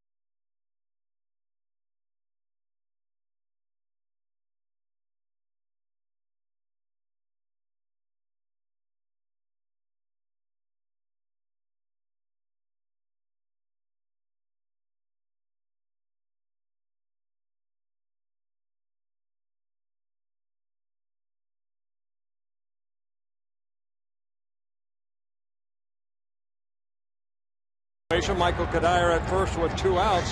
For Balfour, his 9th relief appearance. He's worked a total of 5 2/3 innings. 7 walks. Way too many walks for Balfour with 5 strikeouts. Balfour, a former Twin from 2003 to 2005. Good fastball. He'll mix in a slider, curveball, and a changeup. He's had control issues this year with the 7 walks in 5 2/3 innings. Delmon Young, of course, not one to take a walk sitting down. So we'll see how this plays out here. Up and in, ball one. Young with just a pair of walks and nearly 50 at bats. Singled his last time up.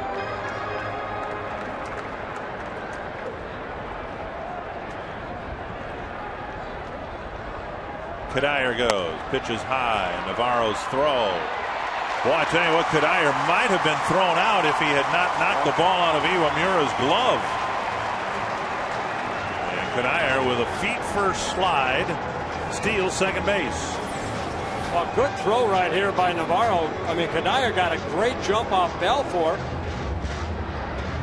Well, that ball is able to be held onto right there, but Kadire may have been called out, but instead, ball is dropped, and Kadire steals his second base of the year. 2-0 now to Young. Down the middle for a strike. So it was the Rays before the game. We talked about all the stolen bases they've had, and the Twins have 4 of them, right?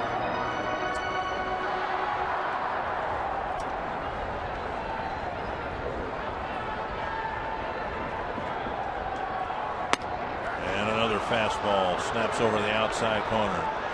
2-2. Belfour last year did a great job out of the bullpen. Had some arm injuries, but he was 6-2 with a 1.54 ERA in 51 relief appearances. 82 strikeouts in 58 innings pitched. I don't know that I've ever seen Delman Young take 5 pitches in a row. He's got a full count with Morales on deck.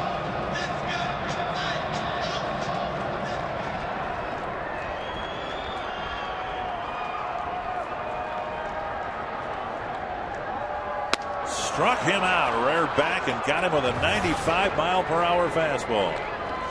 Twins get 1 on a Creedy home run, leave another runner in scoring position. It's 4-1.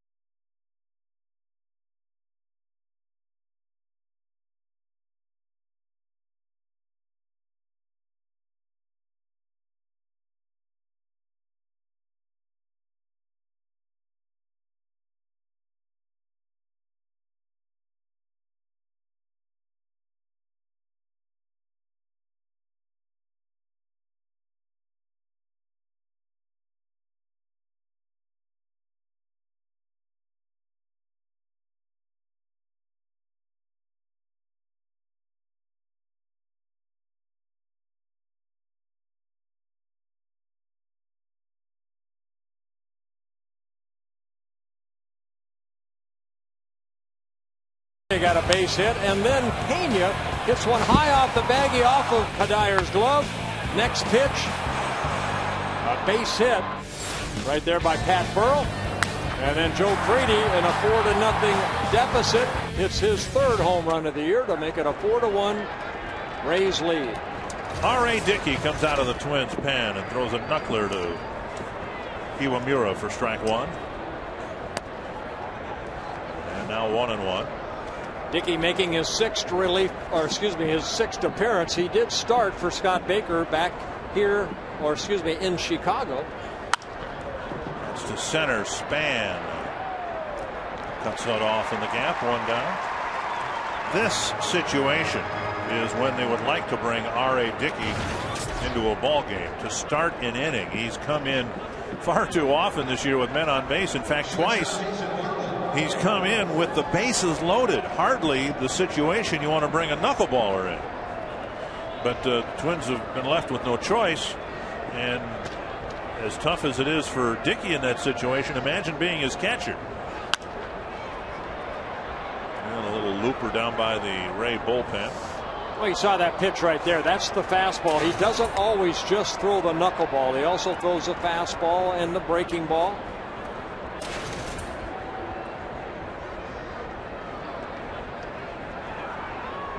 So 1 strike to Bartlett. Drove in a run with a single in the 5th. Morales with one that sailed nearly to the backstop.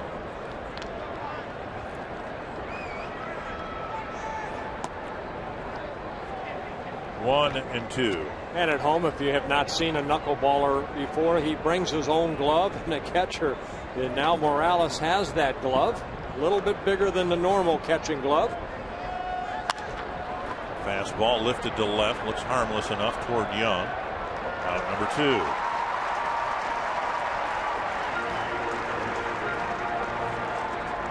Dickey's already proved his worth with his ability to warm up quickly. There's Joe Nelson warming up. His ability to warm up quickly. He possesses a rubber arm. He can go multiple innings, multiple days in a row.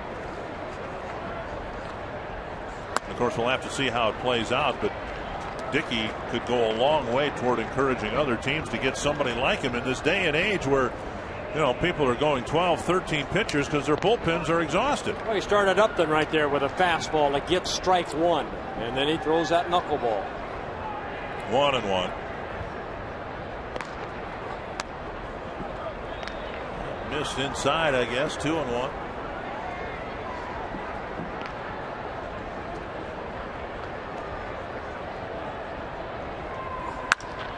Liner over the head of Casilla into right field. Upton ends an 0 for 19 streak with a solid single to right. Well, he went to the fastball right there. He didn't want to walk Upton because of his speed. Make him earn his way on, and Upton did that. George Hendrick right there, a big smile on his face. Said, see, you can hit. Crawford the hitter, 0 for 2 with a walk. Talking with Brendan Harris about Wakefield in advance of the Twins Red Sox game against Wakefield at Fenway a couple of days ago. And he said that Wakefield always had great success against the Rays in St. Petersburg at Tropicana Field for the very same reason the Twins have been intrigued about having Dickey or any other knuckleballer pitch here in the Metrodome. In the controlled weather conditions. Got him. Picked him off first. Good quick move. That might be something he learned from Charlie Huff, too, who spent an awful lot of time working on his pickoff move when he was pitching for the Rangers, and a good pickoff of Upton ends the inning.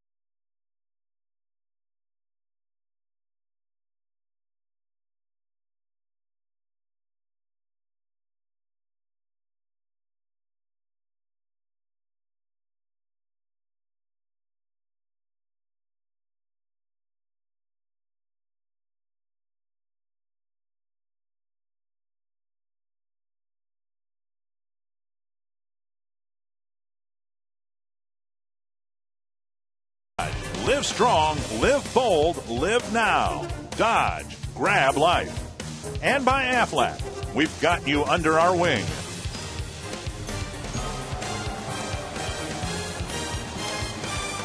Our Mountain Dew fans of the game, you red hat people, you. I hope they're not leaving. We got 3 innings of at-bats left, down 3 runs.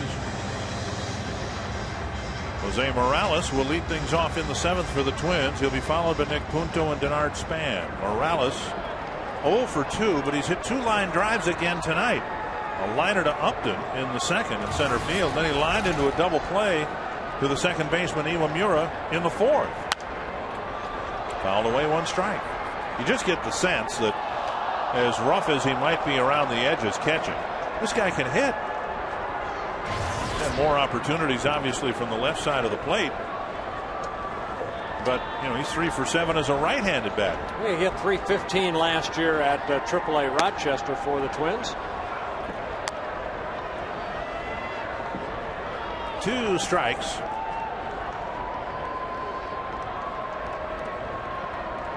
Balfour still on the mound. And Morales got a piece of it. Balfour originally signed by the Twins out of Sydney, Australia back in 1997. Again, came up with the Twins in 2003. He went through the Tommy John surgery in 2005, then also had the right shoulder scoped. Last year started the season with the Rays, was sent down, and then spent about 6 weeks down there as the ball's fouled off. Got called up and really did a great job out of that bullpen. You know, one thing happened to him back in the 2004 season. He was the Twins' top setup guy in the playoffs, and he got a little taste of postseason play, and I think that really helped him last year as he was one of the key guys in the ALCS. Morales to left, and in front of Crawford. This guy just keeps hitting line drives. And he's aboard leading off the 7th. He fell behind 0-2 quickly to Balfour and still made solid contact for a leadoff single. Well, one thing about Balfour, we talked about Baker a little bit. He doesn't have a lot of movement on that fastball, and that fastball just outer half of the plate. And good piece of almost Rod Carew type hitting right there, just slapping the ball in the left field.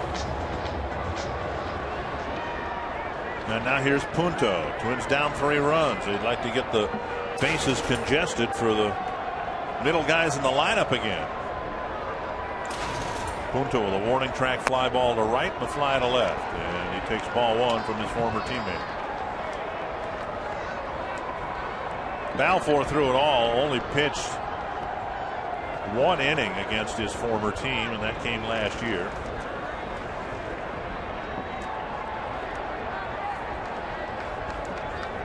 Got a big out, striking out Young in the 6th. 1-1.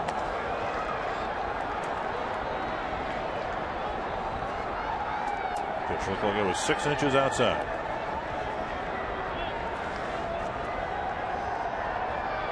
Gonna get you an inside protector, get you a mask. Go down there? Yeah. You know, I may do that one of the years for the fantasy camp. Just umpire games. Especially the way I played last year. Curveball, strike 2. Hey, you're always one of the last guys to get picked. What do you want? You know what? And I'll be a great opportunity to pay back everybody too. Just kick them all out of the game.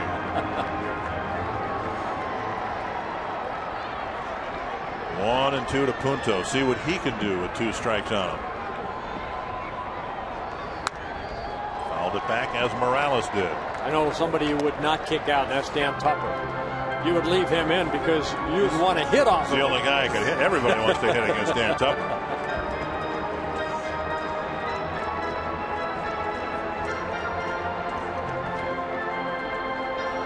He's trying to get some guys on base here, maybe construct an inning here against the Rays bullpen. And that's past Iwamura into right field. Punto just kind of dropped the head of the bat down, and the ball almost looked like it took a funny hop on Iwamura. I think Iwamura right here, he wanted to try to turn it before he caught it.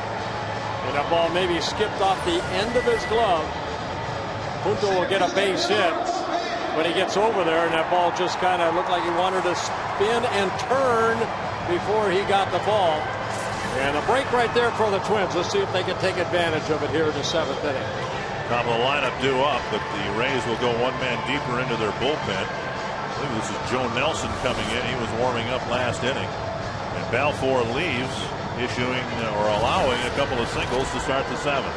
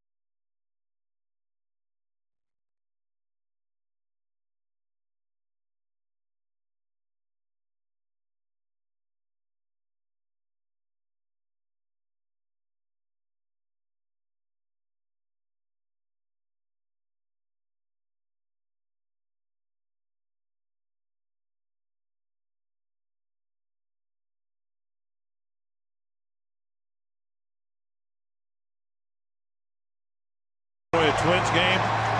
Hot dog, soda, soft drink, soft pretzels, peanuts, popcorn, all the nachos you can eat. Call 800-33-TWINS. Visit twinsbaseball.com. First and second, nobody out. Denard Span facing Joe Nelson. Span takes a strike. Nelson with a good fastball, making his 8th relief appearance. 3.52 ERA in 7 2/3 innings. He has 10 strikeouts but 6 walks. Nelson last year with the Marlins. In the American League, spent some time with the Red Sox and Kansas City. That might have been his really weird pitch that he's got. He's got, of course, a fastball, but he's got what's come to be known as a Vulcan splitter. You can see as he sets it up, the ball is actually wedged between his middle and ring fingers, like Mr. Spock in Star Trek. Way out in front of that thing that just kind of floats up to the plate and then drops. I'm trying to think of the other pitcher that threw that. There was a guy, I know you're talking about. I can't think of his name either. Right. Texas Rangers had a guy who had. I mean, you throw it, it's like that because he throws it so hard like a fastball and it just floats out. 1-2 to Span. And he's way out in front of it. So he got ahead of Span with the fastball, and he's thrown that funky pitch 3 times in a row. Now, they say pitchers who throw the splitter or the forkball, wedge that baseball between your index and middle finger. Right. And that's conceivable. I mean, I can imagine that happened, but how in the world can you get your hand into a position to grip a baseball like that? Well, let me break a couple fingers. I'll show you. Fastball away, 2-2. I have a baseball up here. I'm going to try that and just see what it would feel like. Ouch. That'd be a good instructional tonight. Have you and Ron Coomer try to throw that. 2-2 to Span. A high fly down the right field line. A long run for Gross. And that's foul, and not too far from the foul pole down there. That ball had some carry to it. Almost hit our pre and post game set out there. Where's Anthony LaPanta? Is he down there? And Span has pulled that Vulcan splitter a couple of times down the right field line. I bet you almost, I mean, look at it, it's probably like 20-mile-an-hour difference. So, okay, do you wait back, or all of a sudden you're going to zip that fastball by you? And he did not with Span. He was sitting on that fastball. I want to say Patterson. Does that name ring a bell to you? Yeah, I think it was. I believe it was Patterson, yeah. Guy who did it for the Texas Rangers. Yeah, he had the same pitch.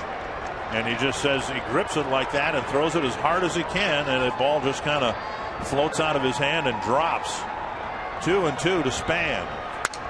A little pop-up infield fly rule should be called. Span, who put some good swings on that weird pitch, got handcuffed by it there. 1 down.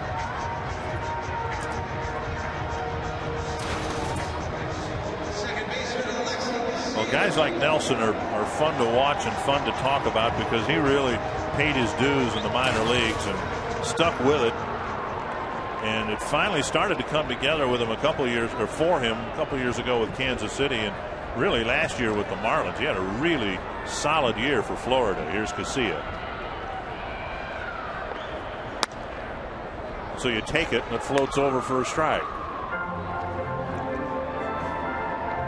Nelson, one of the new arms in the bullpen for Joe Madden, signing as a free agent over the winter.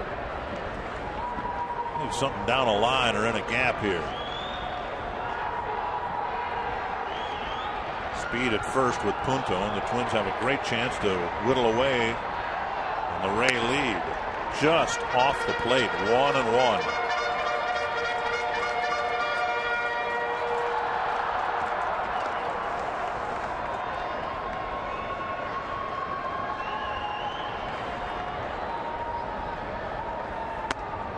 Fastball, the inside corner.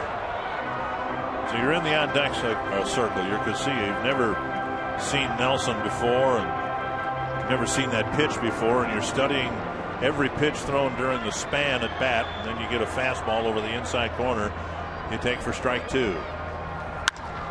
Back to center. Upton calls for it. Out number two. So once again, the game comes to Morneau. Morneau in the 7th inning last night was struck out by Tony Sipp. Frustrated that he was left in the on-deck circle in the 9th inning last night. He's come up with men on twice here tonight and hasn't been able to deliver a big hit, but again he gets another opportunity in the 7th. Well, Joe Maddon does have a left-hander. I believe it's Brian Schaus warming up down in the bullpen, but he's going to stick with Nelson. Fastball on the outside corner. Been clocked on your screen at 88, that time 90 miles per hour, so there's enough of it there if he spots it to make you respect his fastball. Might be the last one Morneau sees. Put another one on the outside corner. 0-2. That's why you could never hit in fantasy, Ken. So Nelson shaves the outside corner twice to Morneau to get ahead 0-2.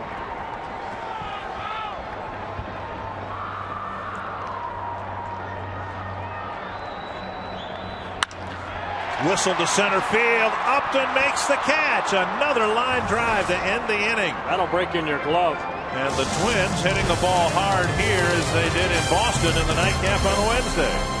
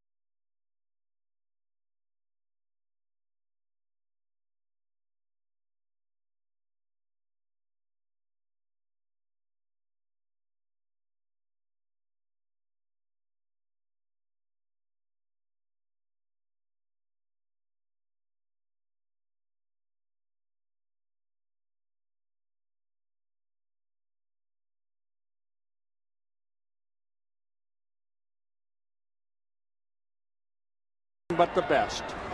And Carl Crawford taking strike one from R.A. Dickey. And nothing but good news regarding Jesse Crain, the guy sitting next to Carlos Gomez. Threw the ball today. Twins are going to step up his workload, give him a couple of bullpen sessions in the hope that he'll be able to rejoin the club in a week or so. 1-1 to Carl Crawford. Bouncer right side, and it's going to be a tough play. Dickey got there. Good play by the pitcher, covering one away. And Crawford disagrees, and now Joe Maddon will pick up the argument. Well, Crawford's so quick. And Maddon's going to question the call right here, but what helps make this play is watch Justin get to Ball to Dickey quickly. Right there. Get it? And all in one stride. Looked like he beat him to the bag. Dickey gets the ball. And then, yep, right there. Tie goes to the pitcher. Very good. I like that. All right. I knew it was something like that. Well, the world's greatest athlete had to hustle over there to do that. One down in the 8th. Here's Longoria.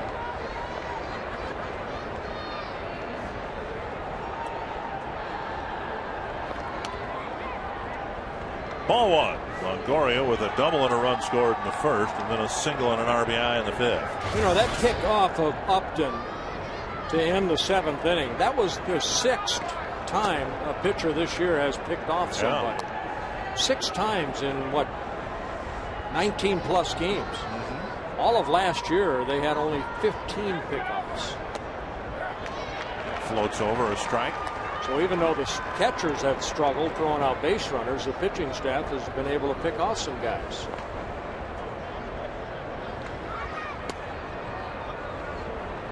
Down and away, 3-1.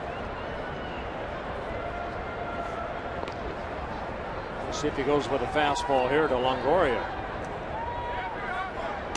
Stayed with the knuckleball. Say on 2-0 he gave him a knuckleball, and he came back with another one on 3-1. Well, he gave a fastball to Upton when he fell behind, and Upton got the base hit. But this guy, you don't want to make a mistake with a fastball. And Longoria draws a 1-out walk. I mentioned as we went to break after he had picked Upton off that Charlie Huff was maniacal about working on his pickoff move because he knew, being a knuckleballer, the teams would want to try to run against him. As a result, he had a very good pickoff move. Now he did the Louis Tiant type. Well, yeah, he just kind of hesitated and brought his hands down into the set position in a staggered motion. But what makes a good pickoff move is quick feet, and that's what Dickey shows right there. He shows quick feet with that turnaround to throw to first base. Pitch looked like it was outside, but it's called a strike to Pena.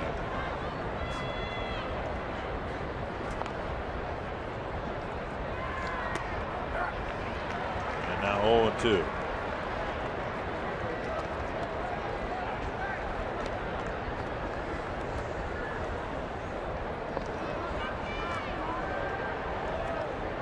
Such a fascinating pitch.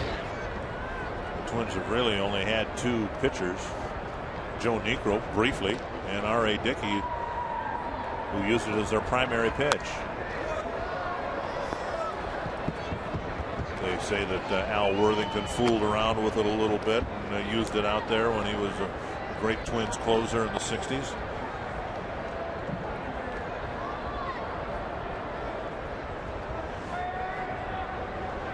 Well, it's definitely an art because not too many guys can master that knuckleball. That gets away from Morales. Will allow Longoria to go to second.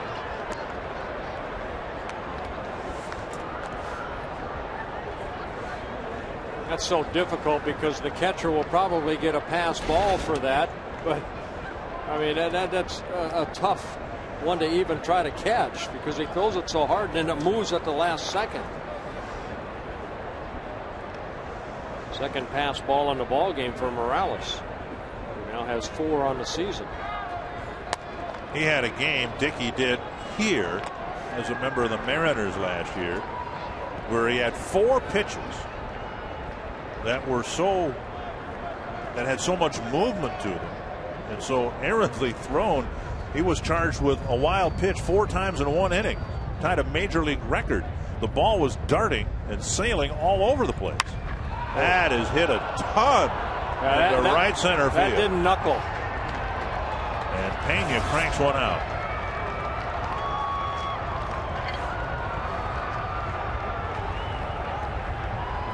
Oh, there was no doubt about that. Pena, who came into this ball game leading the American League in home runs, adds 1 more to his total of 9. And the Rays take a 6-1 lead. Yeah, that knuckleball just kind of stayed right there. And Pena did not miss it.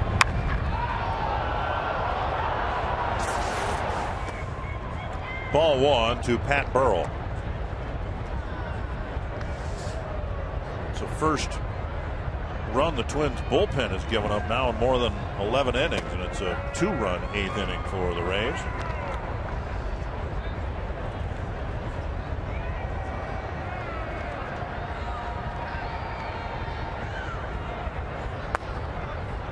Two and 1.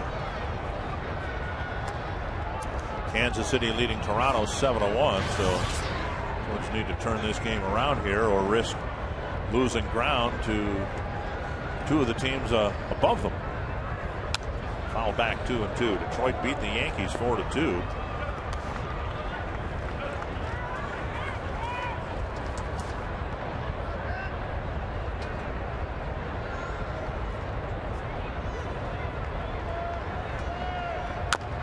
Chopped off the plate and up the line foul. Yankees falling below the 500 mark.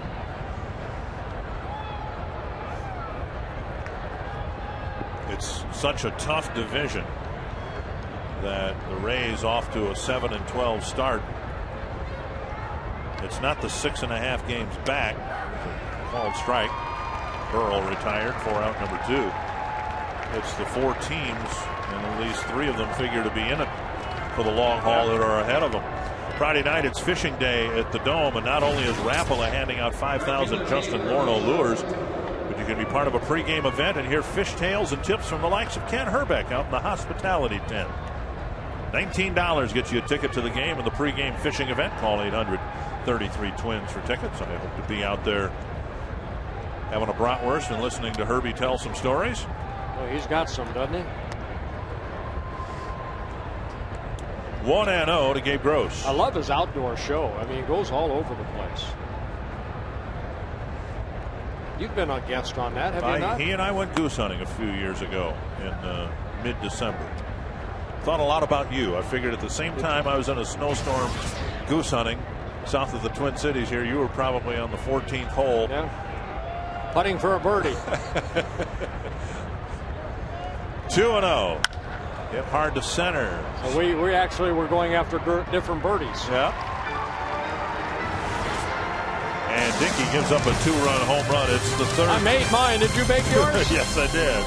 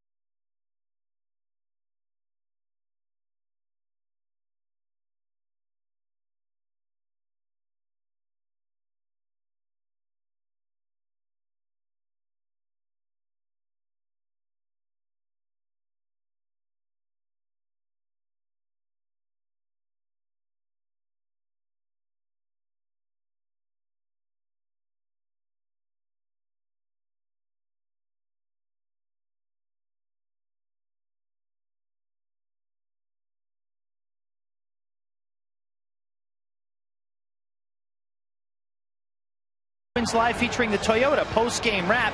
Baker's ball. We'll analyze Scott Baker and his I guess inability tonight to keep the ball down once again as he has his third consecutive rough outing to start the season.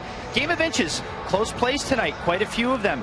And the art of stealing bases will be our post-game instructional featuring Bert Blyleven and Ron Coomer. I'm not quite sure who the expert is on stealing bases. Bert Blyleven was a pitcher. Ron Coomer, I think his career high for a season in stolen bases, Bert, was 8. Who's the expert here? Yeah, Ron Coomer is. Only gave up stolen bases. Here's Jason Kubel leading off the 8th.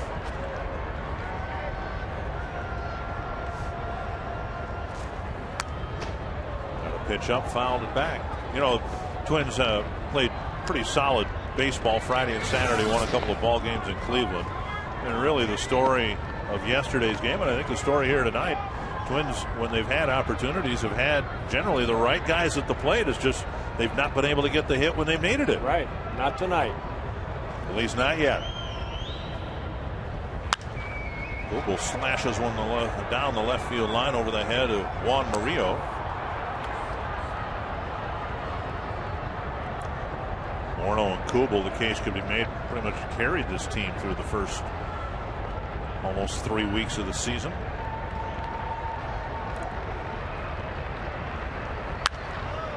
And that weird split finger pitch and a fly down the line. Crawford chases it. And boy, if Crawford, as fleet as he is, if he had gotten over there maybe a little bit quicker, I'm not sure whether that fan didn't reach over, whether fan interference could have been called. It was pretty close to the edge of the playing field. Dick, watch Nelson's delivery and tell me who he reminds you of. We haven't seen him. He's been mainly in the American League. Strikeout of Kubel. Let me see it again. Yeah, look at it again. Nelson picking up his first strikeout. Take a look at his delivery right here. The high leg kick and then the good changeup. Leads the major leagues all time in saves. Trevor Hoffman. Yeah. Who I think just reactivated by the Brewers. We'll see him in a couple of weeks. Yep. If he stays healthy. Well, Nelson does his job, retiring all 4 men he was asked to get.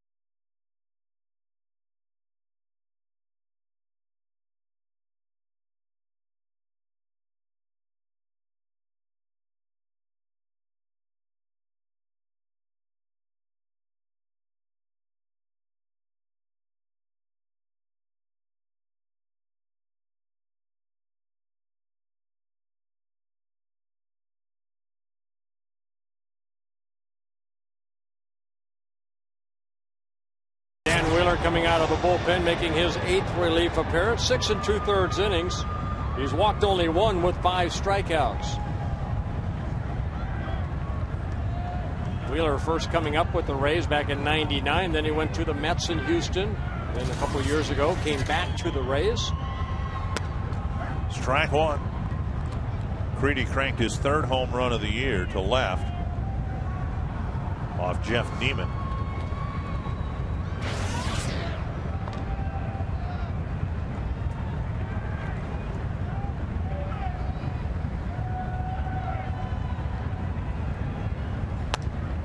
Up and away, 1-1.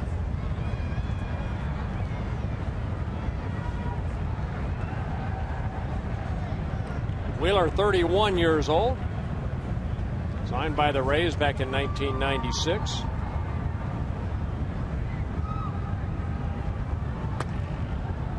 One and two. He was their closer last year when Troy Percival spent some time on a disabled list.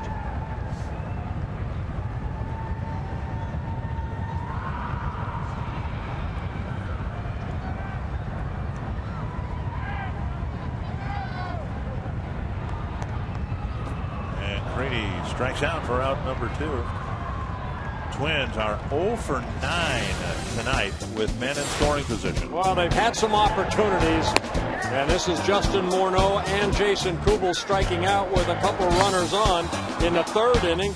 In the 4th inning with a couple runners on, Morales hits it sharply but into a double play, and then in the 7th inning with a couple runners on, nobody out after a couple flyouts, Morneau hitting it sharply but right at Upton to end the inning. Here's Kadire, who's drawn a couple of walks. He takes a fastball down the middle of strike. At 5 for 7 with men in scoring position, including those 2 big hits they got in the 1st inning to kind of set the tone for the game. Yep.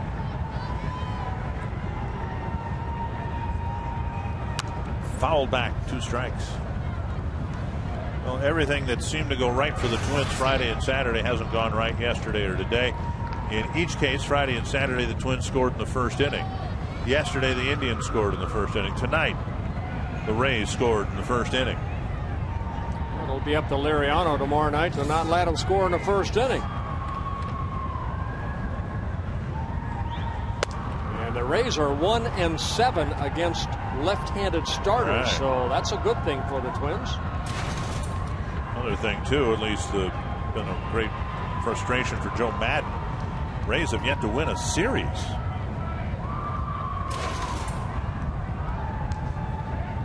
They're in position to win this one. There's a breaking ball up and in, 2-2. They're in position to win this game. The Twins need to come back and win the last 2 games. Kansas City beat Toronto 7-1.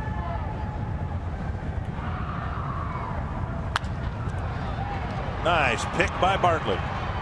Throws him out at first. So the Ray bullpen doing the job here tonight, and we'll go to the 9th inning with the Twins down by 5.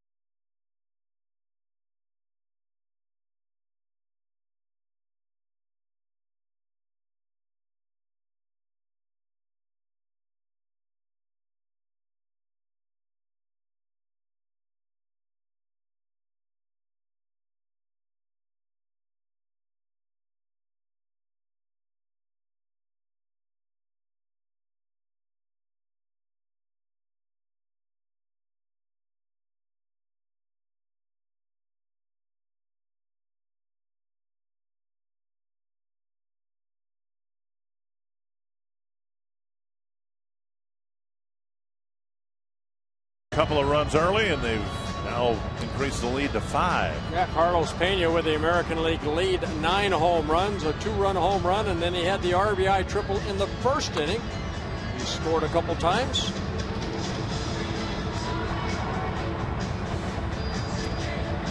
And right-hander Juan Murillo will come into the game.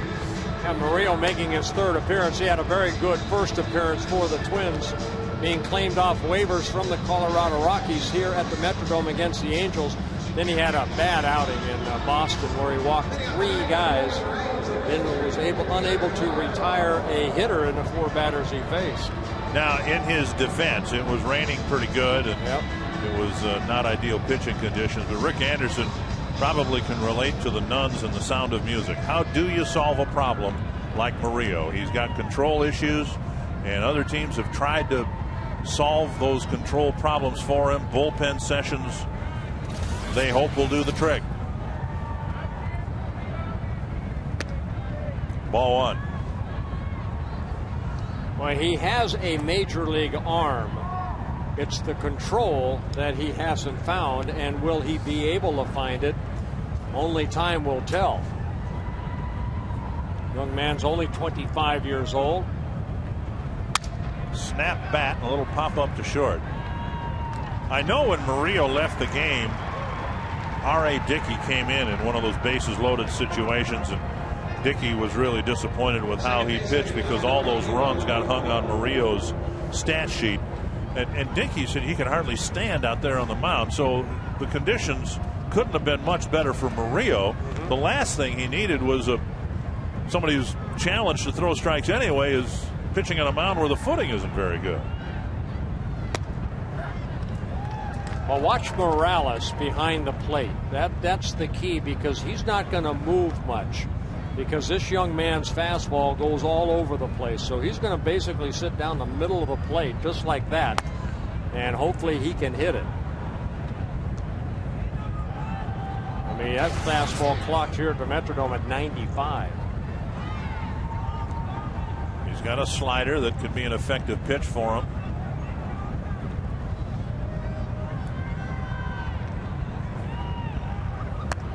You only throw the slider if you get 2 strikes, like it's 1 and 2. Right. Not 3 and 2. Okay. 1 and 2. 2 and 1.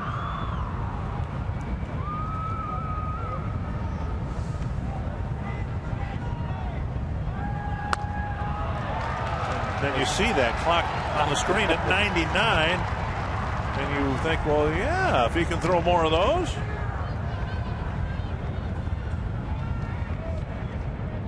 Situation that exists with the Twins, with Jesse Crain hoping to come back in about a week.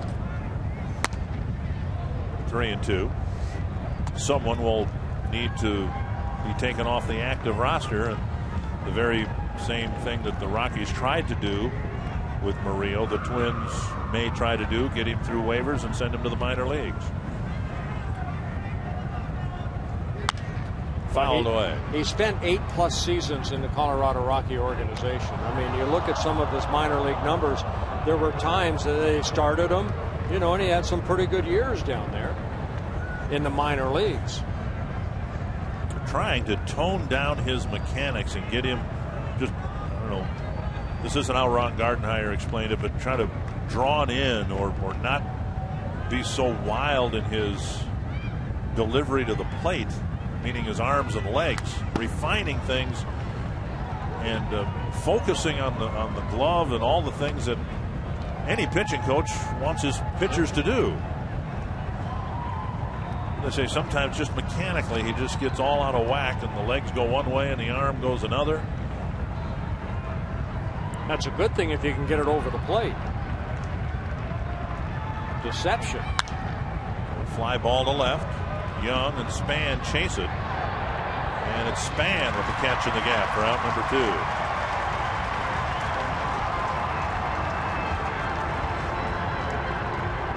2. He signed as a very young man out of Dominican Republic. And let's take a look at this catch right here. Span calling Delman off at the last second and making the catch. So you look at Murillo and you say, you know what? I mean, here's a young man that has a great arm, but can he get major league hitters out on a consistent basis?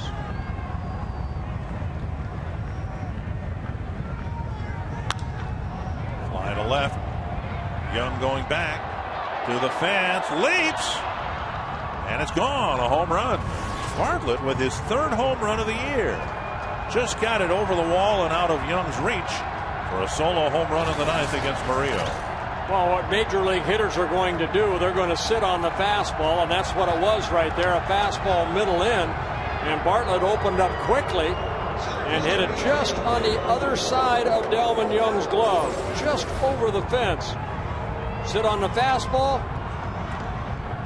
And Bartlett opened up quickly. Delmon Young giving chase. He leaps right here and just runs out of room. So 7-1.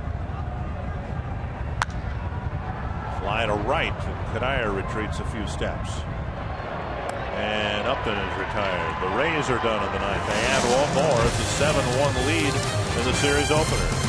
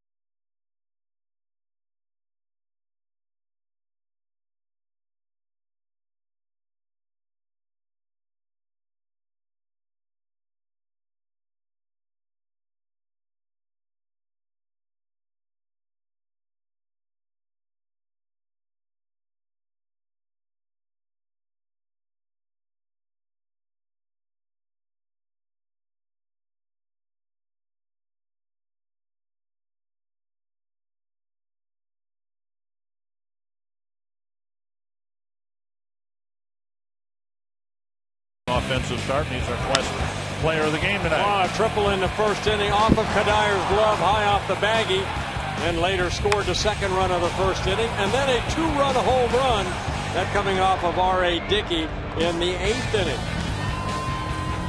Quest player of the game, Carlos Pena. And the Twins down by a half dozen here in the bottom of the 9th. Couple of home runs. Bartlett hitting one. Pena hitting one. Delmon Young will lead things off against J.P. Howell.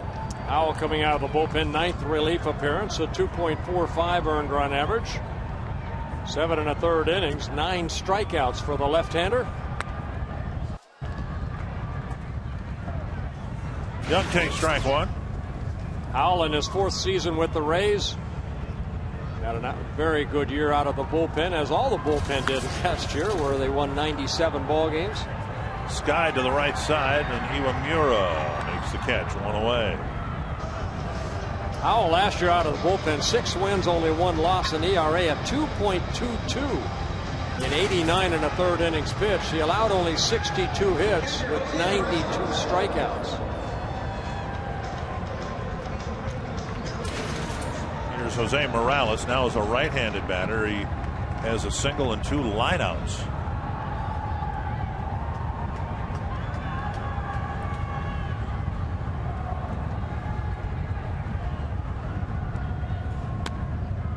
Missing inside, ball 1.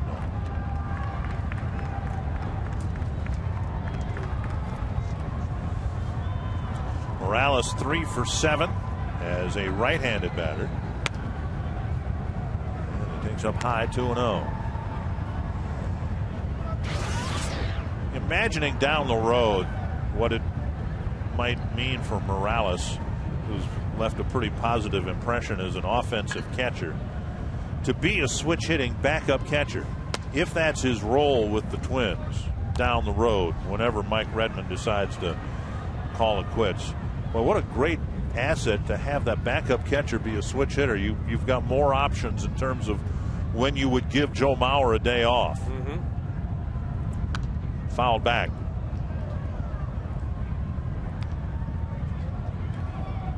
And we haven't seen enough of Morales to make a complete assessment, obviously, but if he can be a balanced switch hitter and be a productive hitter from both sides of the plate, that might open up a lot of possibilities for him.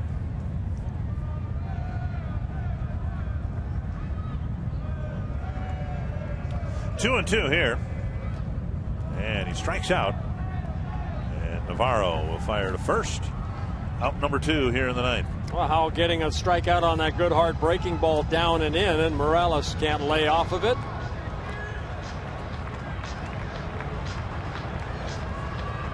And now Nick Punto.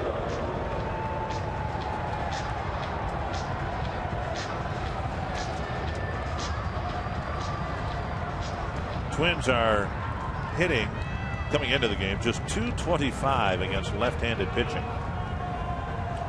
And they've got to face Scott Kazmir in the series ender on Wednesday.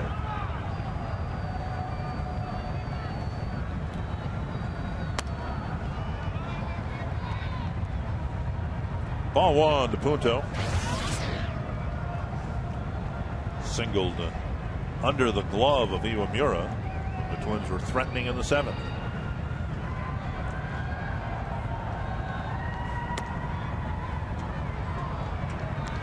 One and one.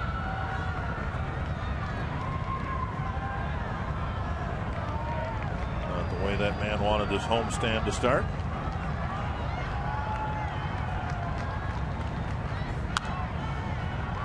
One and two, and the Twins are down to their last strike.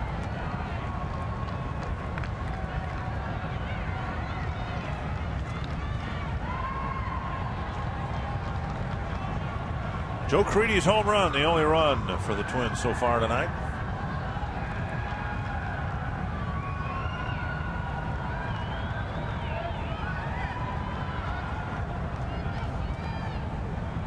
Blocked by Navarro. 2-2. James Shields going for the Rays tomorrow against Francisco Liriano, who is 0-4 on the season. As the Twins dramatically turn this game around, Baker and Liriano will be a combined 0-7.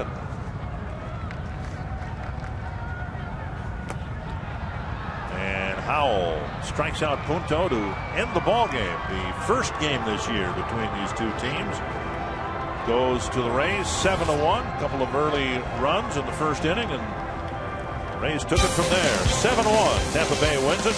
Quest Twins Live comes your way next.